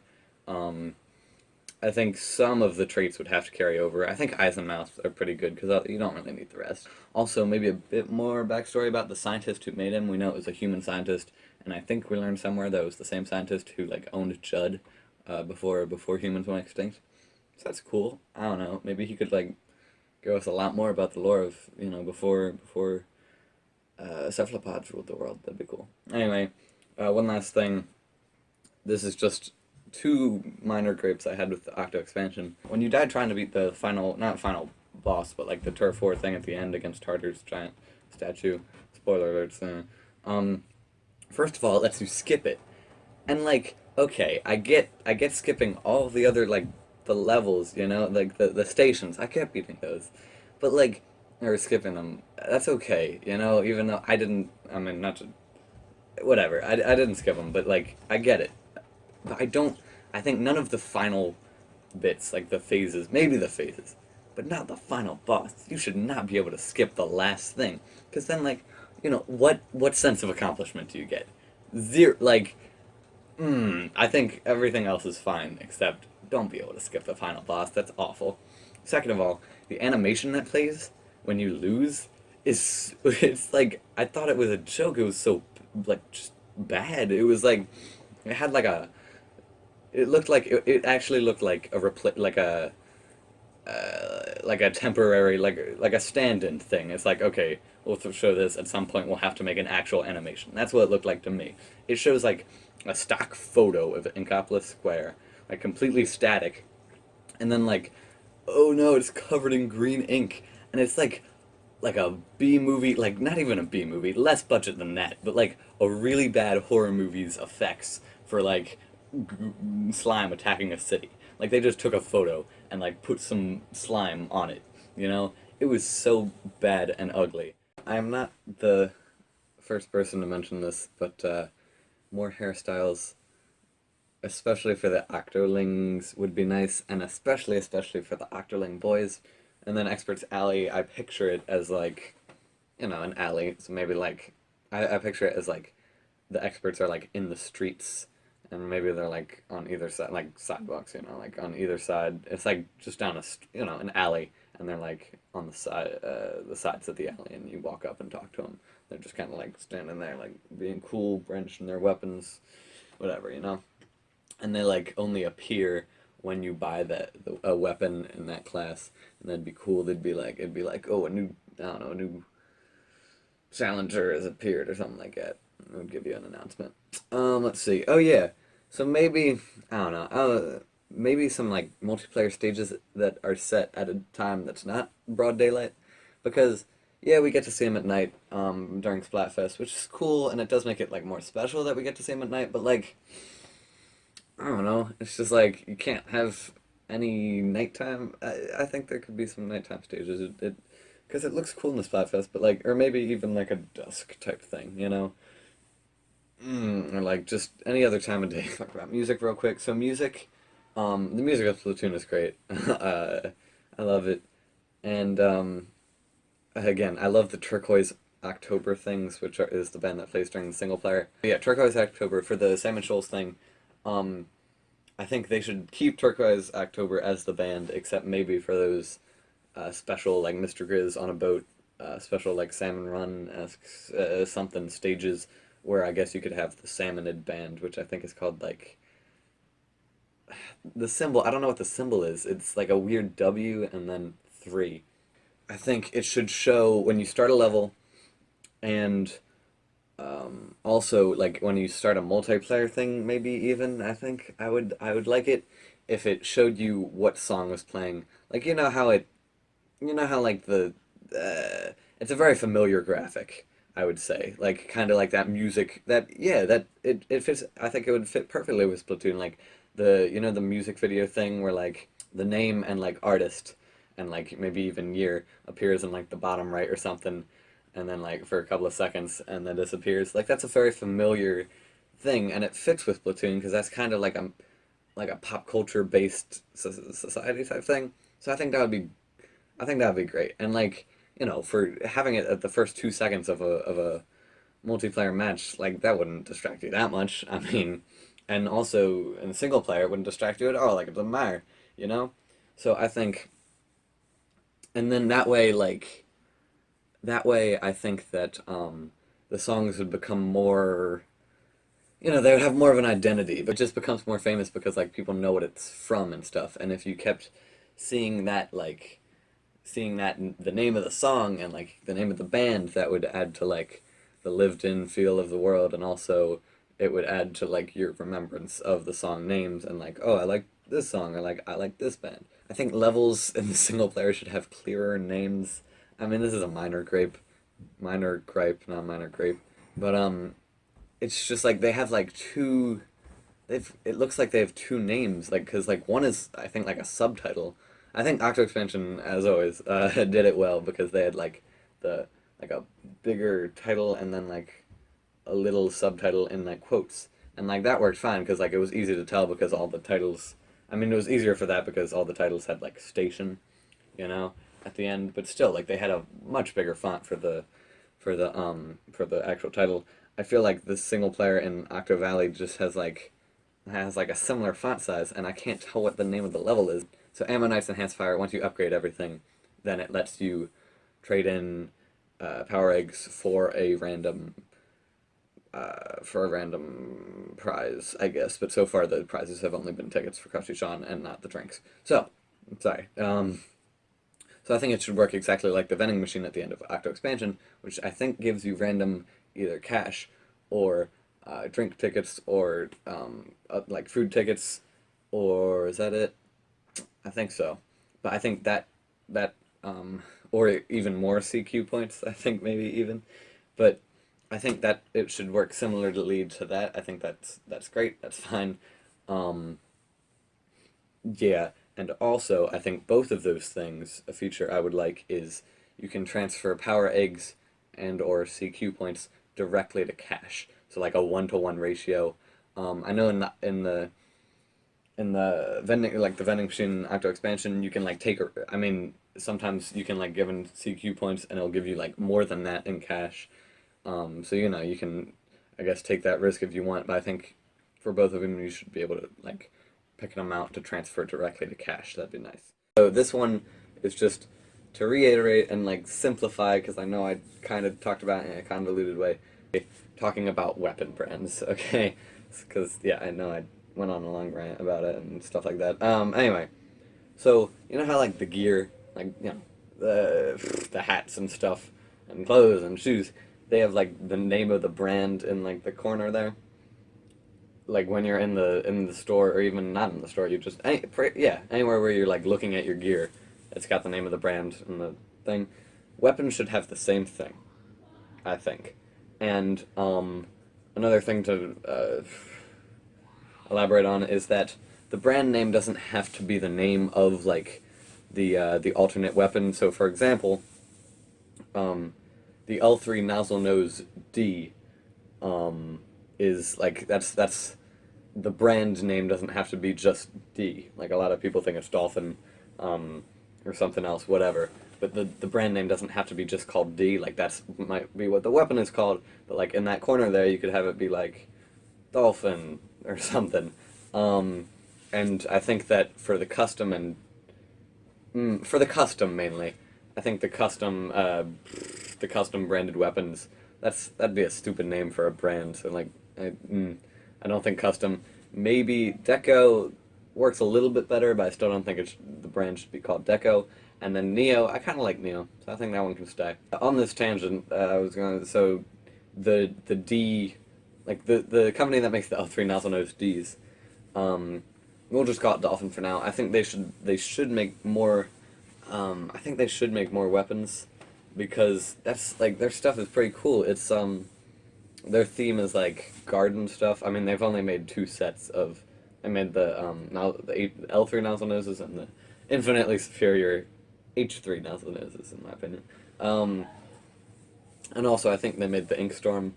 I think that's their brand as well. But either way, I think they should make more weapons and stuff, because like, that's a cool, you know, garden. There's stuff that's themed off of like garden stuff. You know, that's a cool theme. A lot of it probably deals with water. As a reference, I think Nouveau. That's a really cool thing because all of their weapons are based off of art supplies. I mean, the Tri-Slosher you could kind of argue, but it does look like, I mean, it's very bright and green and plasticky, and it does look kind of like a kid's art supply thing. I mean, even if it's not an art supply, it looks like maybe like a sandcastle bucket, one of those, you know? And so Nouveau has a theme. That brand, I think Nouveau has a great name too. I don't know if that's like a pun on something, but it doesn't sound like it to me at least. I think it's a great name. It's cool, it's original. But as I said, I think that they should replace like all the um all the blasters except for, well, yeah, they should change the name and appearance of Range Blaster because that's a boring name and it's a boring appearance because it's just a blaster that's longer, which, yeah, I mean, makes kind of makes sense, but it's so boring. And so is the name. Rapid Blaster, it's not based off, at least from my knowledge. Maybe, okay, maybe you would keep the Rapid Blaster. I don't know, but you got to change the name and appearance of Rapid Blaster Pro, because I don't know. Because those Rapid Blaster and Rapid Blaster Pro, they don't seem like they're based off of anything to me. They just seem like they're kind of like guns, you know? Also, it would be cool if the Splat brand, so the company that makes the splatter shots, the heavy splatling. Wait, is that, do they make it? No, not that. The like splat dualies, the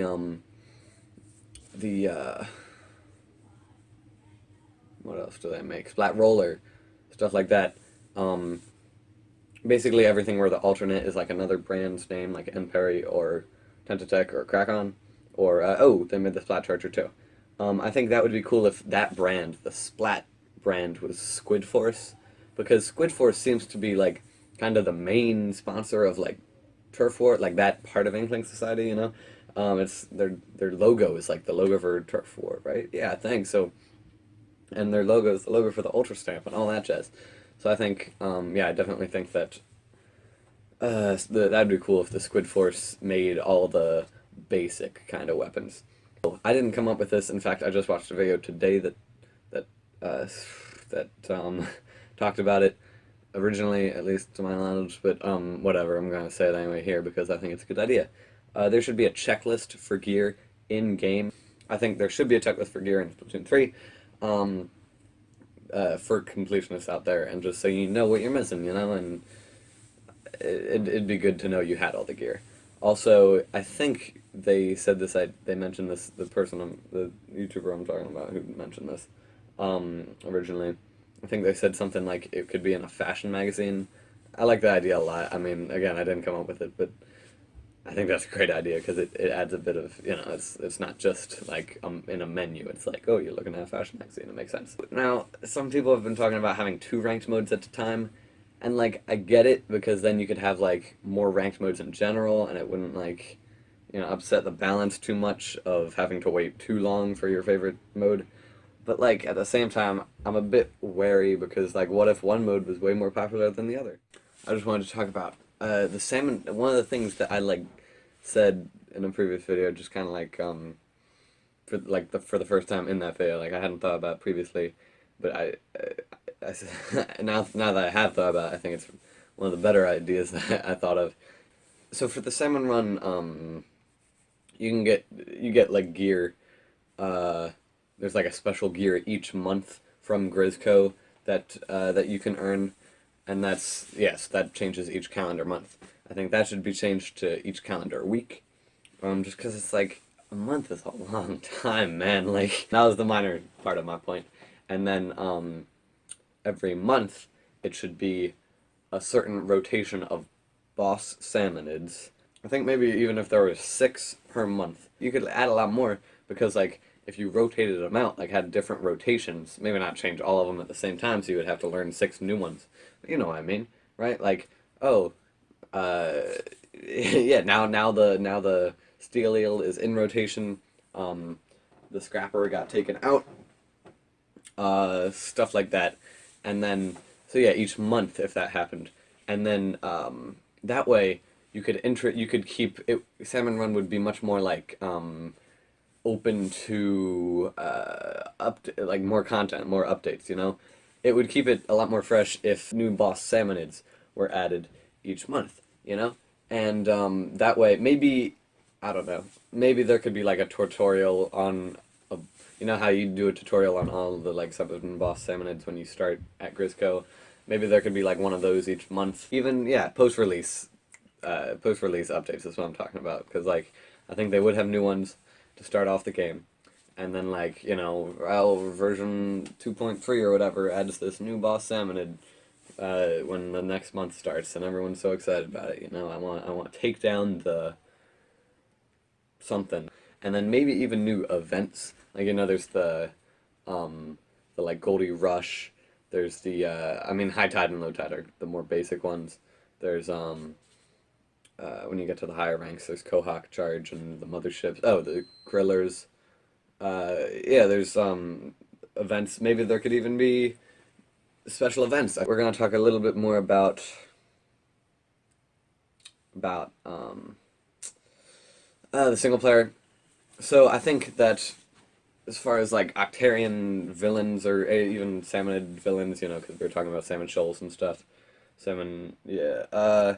I think there should be like an Octarian counterpart for each like weapon class.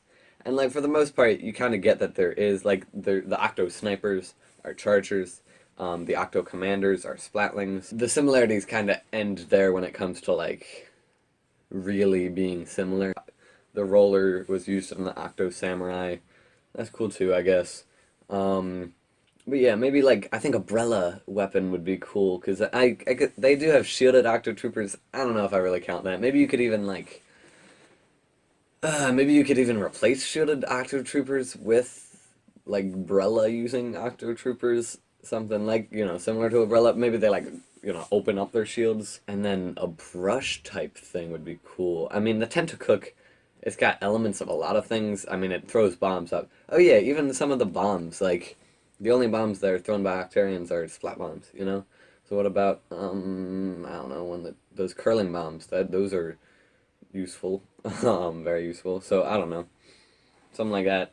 Yeah, similar to that. I guess Tentacook, it takes the like moving fast from the brush. I guess other elements, I guess you could argue, but anyway, I just think it'd be good for Octarian for each weapon class. Also in the single player, like again that hub world area in World 1, I love thinking about it, but maybe there could be like a training area similar to the shooting range. Like when you're testing out weapons in Ammonites, similar to that, you could even have it be like, you know, almost identical, since you could just say like, oh yeah, Sheldon also built this for us.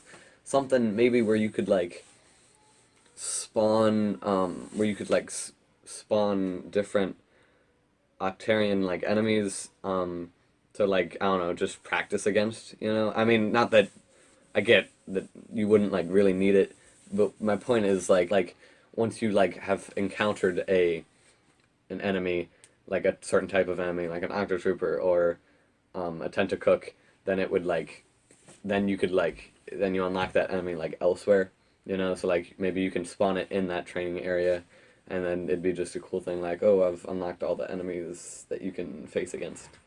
But similar to that, maybe there could be a challenge mode type thing. And now I'm not really a big fan of like modes in games just for the sake of having modes, like if they're not thought out or not, you know, thorough enough. But maybe like, and it also has that idea in Expert's Alley, a challenge type mode. But like, if you're not like, you know, into combat as only, that's kind of the only thing in Expert's Alley. Like, you know what I'm talking about, challenges. With like, you know, maybe it's something like, oh, pop all the balloons, and actually, you know, now that I think about it, it's pretty much just Octo Expansion, like those levels. So maybe not. I don't know. Maybe, but maybe you could have like a certain thing of that in the single player. I still think it would be viable. Like, and then levels, like, okay, level 1 of balloon popping or whatever, and that goes up to like level like 5 levels in balloon popping, maybe 5 levels in just like killing enemies, maybe like killing enemies really quickly, maybe just going until you die, you know, like an endless survival mode of enemies. So the hero brush about that, I think I don't know. Should it maybe be based off the ink brush instead of the octo brush? Like all of them, all of the other weapons are based off all the other hero weapons are based off like the main weapon of the class, you know, except for this one. Extremely minor nitpick, but you should get 20. What are they called? Power eggs in the currency in Octo Canyon, is that called power eggs? I don't know, but either way, you should get 20 of those for finishing with 2 pieces of armor. Like, it doesn't make sense why you would get 10 for, like, any armor, you know? The hero shield is a great idea. I actually really like that. So, yeah, I just wanted to say that I like that. Okay, I think in general, just, like, a lot of things in Splatoon have, like, a theming issue. Nothing stands out when it comes to, like, stuff that you're not meant to, like, focus on except for maybe like the backgrounds in Octo Canyon and Expansion, you know, the floating stuff in the sky. Besides that, uh, I was just at like Suction Cup Lookout, and all the buildings they have like windows and stuff, and you can see through them, but it's like you don't focus, you don't like want to see through them. You know, it's just kind of I don't know. It feels kind of boring. I personally think that the like aesthetic of Splatoon is like it reminds me of like street sports, you know, like just yeah, like playing street hockey in like an alleyway or something. It's kind of like that kind of like rebellious, spunky um thing. It's like I don't know. I just imagine it as like gravel and yeah, gravel and like concrete and just the roads with everything. So I think that's the aesthetic of Splatoon. For some reason, it just feels like the theming is a bit off. Okay. Oh, and I was mistaken. I think earlier I said that the only company, or the only weapon that the D company, like the dolphin logo company, made was the nozzle noses. That's not correct. They also make the squiffers, which are my favorite charger, by the way. Their kind of theme then is like chores, I guess, because like they have gardening and they have like cleaning supplies, and those are two great things. So like you can make because they have like gardening and cleaning supplies have a lot to do with water, I'd say, and like ink, liquid, you know. So you can make I think cool weapons and subs and stuff out of that. So that more weapons by that company would be great. Also, I was thinking maybe some. I don't know why, but I thought maybe something out of like medical equipment. Is there? Because I feel like there's liquid and like medical equipment. I think I got the idea because is the splash wall, is there like a syringe? It looks like there's a syringe when you throw it out. Maybe that's where I got the idea. The customization of like your inkling or your octoling, you know, is I've talked about it a lot. Here's my new idea, the definitive idea for me. How you can have a character with a standard look be the protagonist and also have customization. So like at first I said that when you went to the Octo or the Salmon Shoals, as we were calling it, it would just force you to turn into Agent 5, you know, how Agent 5 would be standardized as look like with a special haircut or whatever. Okay, here's my new idea. Okay, so again, I didn't want to talk about other franchises, but in Legend of Zelda, in a bunch of the games, not Breath of the Wild, not the most recent one, but in a bunch of the games, including like Skyward Sword, if anyone played that, they have it so where you choose the name of your character, but like the canonical name for the character is Link. So I was thinking that like you can customize Agent 5, but he or she still has a canonical look, you know? So like maybe it starts you off with the default like the canonical one, and then it's like I don't know, if you want to use your custom character you can or something like that, you know? So I was thinking that could be a cool way to not a cool way, I mean just a way to have it where there are some standard, you know, canonical looks and also have customization to appeal both sides.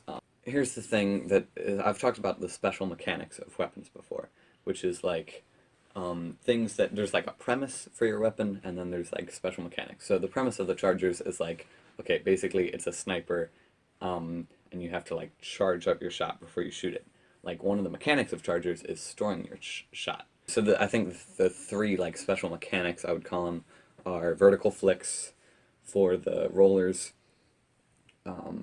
the storing your charge for the chargers, and then dodge rolling for dualies. So I think these mechanics add a lot of depth to like the game and stuff, and I think they're very, very good. That's the direction I think it would be good to go in, is adding more of these. I mean, not so much that it becomes unbearable, but um, here's the thing: is that that's where the dualies with the dodge roll they started. I mean, the rollers and the chargers didn't originally have those. They were added like the special mechanics they were added in Splatoon 2. The dualies had those from the start, and like all of the variants, not all of them, not all, sorry, but like some of the variants, like some of the different dualies, they like play on the dodge roll. Like they change the mechanic, so that and to make a new weapon. So like for example, the dark tetradualies and the light tetradualies, you do 4 dodge rolls in a row instead of 2. And then the dually squelchers, you do a dodge roll and there's no like end lag at the end. Like you don't have to wait to get out of it. Playing with those mechanics allows for like greater weapon variety. So like the charger has the goo trooper, which stores its charge for a very long time, and then the bamboozlers and the scoped weapons that don't do it at all. So yeah, playing with that, it allows for a lot of weapon variety. So that's why those special mechanics are good. I had some ideas for special things to differentiate blasters and brushes from, like, to be their own class, because they are, I think. So for blasters, I was thinking maybe blasters aren't like great at inking turf, you know? So I was thinking maybe something where holding the L button, there's ZL and then there's ZL to go into squid form, and then there's just L, which I don't think that's mapped to anything. So maybe like pressing that L button like while doing your blast, that makes it so like it changes the blast somehow. And I'm thinking maybe it's to like it does like less damage but is better at covering turf, you know what I'm saying? Or maybe it like conserves ink, like it does a smaller blast if you hold that or something. I just think that would differentiate. Like it's something that wouldn't like beginners wouldn't have to use. Like you don't have to use the dodge roll. You don't have to store your charge just for like more. I mean, I don't want to say more advanced, but it's a more complicated thing a bit. So you wouldn't have to use this. I think yeah. So something where you hold L button to get something to change something about your blast. I think inking turf would be a good one just for the blaster. And then also for the brushes, I don't know. I don't know exactly. I think the main reason they're lumped in with rollers is because of they roll around as well, even though their attack is completely different. I think the brushes are definitely their own class, but to differentiate them further, maybe holding that L shoulder button or maybe the D-pad at the bottom, something that isn't mapped to anything, maybe that changes like the what do you call it, rolling along the ground, I guess, pushing your brush. I don't know, something to change the brushes. I didn't have as good of an idea for that one. So yeah, that's gonna be the last video, the conclusion. Conclusion. So I got cut off in the last video, but just a tiny bit. I just wanted to say that sloshers, I think, could really use a special mechanic. I don't have any idea of what it would be. I'm not even like on the edge of a good idea for that one. I don't know. I guess it doesn't need one, but it's just that the slosher is so straightforward. I love it, but it's very, very straightforward, you know.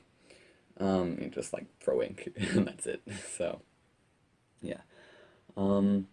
Okay, and then the only other thing I wanted to say, I think, about Splatoon was merchandise. It would be really nice if it came to the United States or it got translated into English, you know.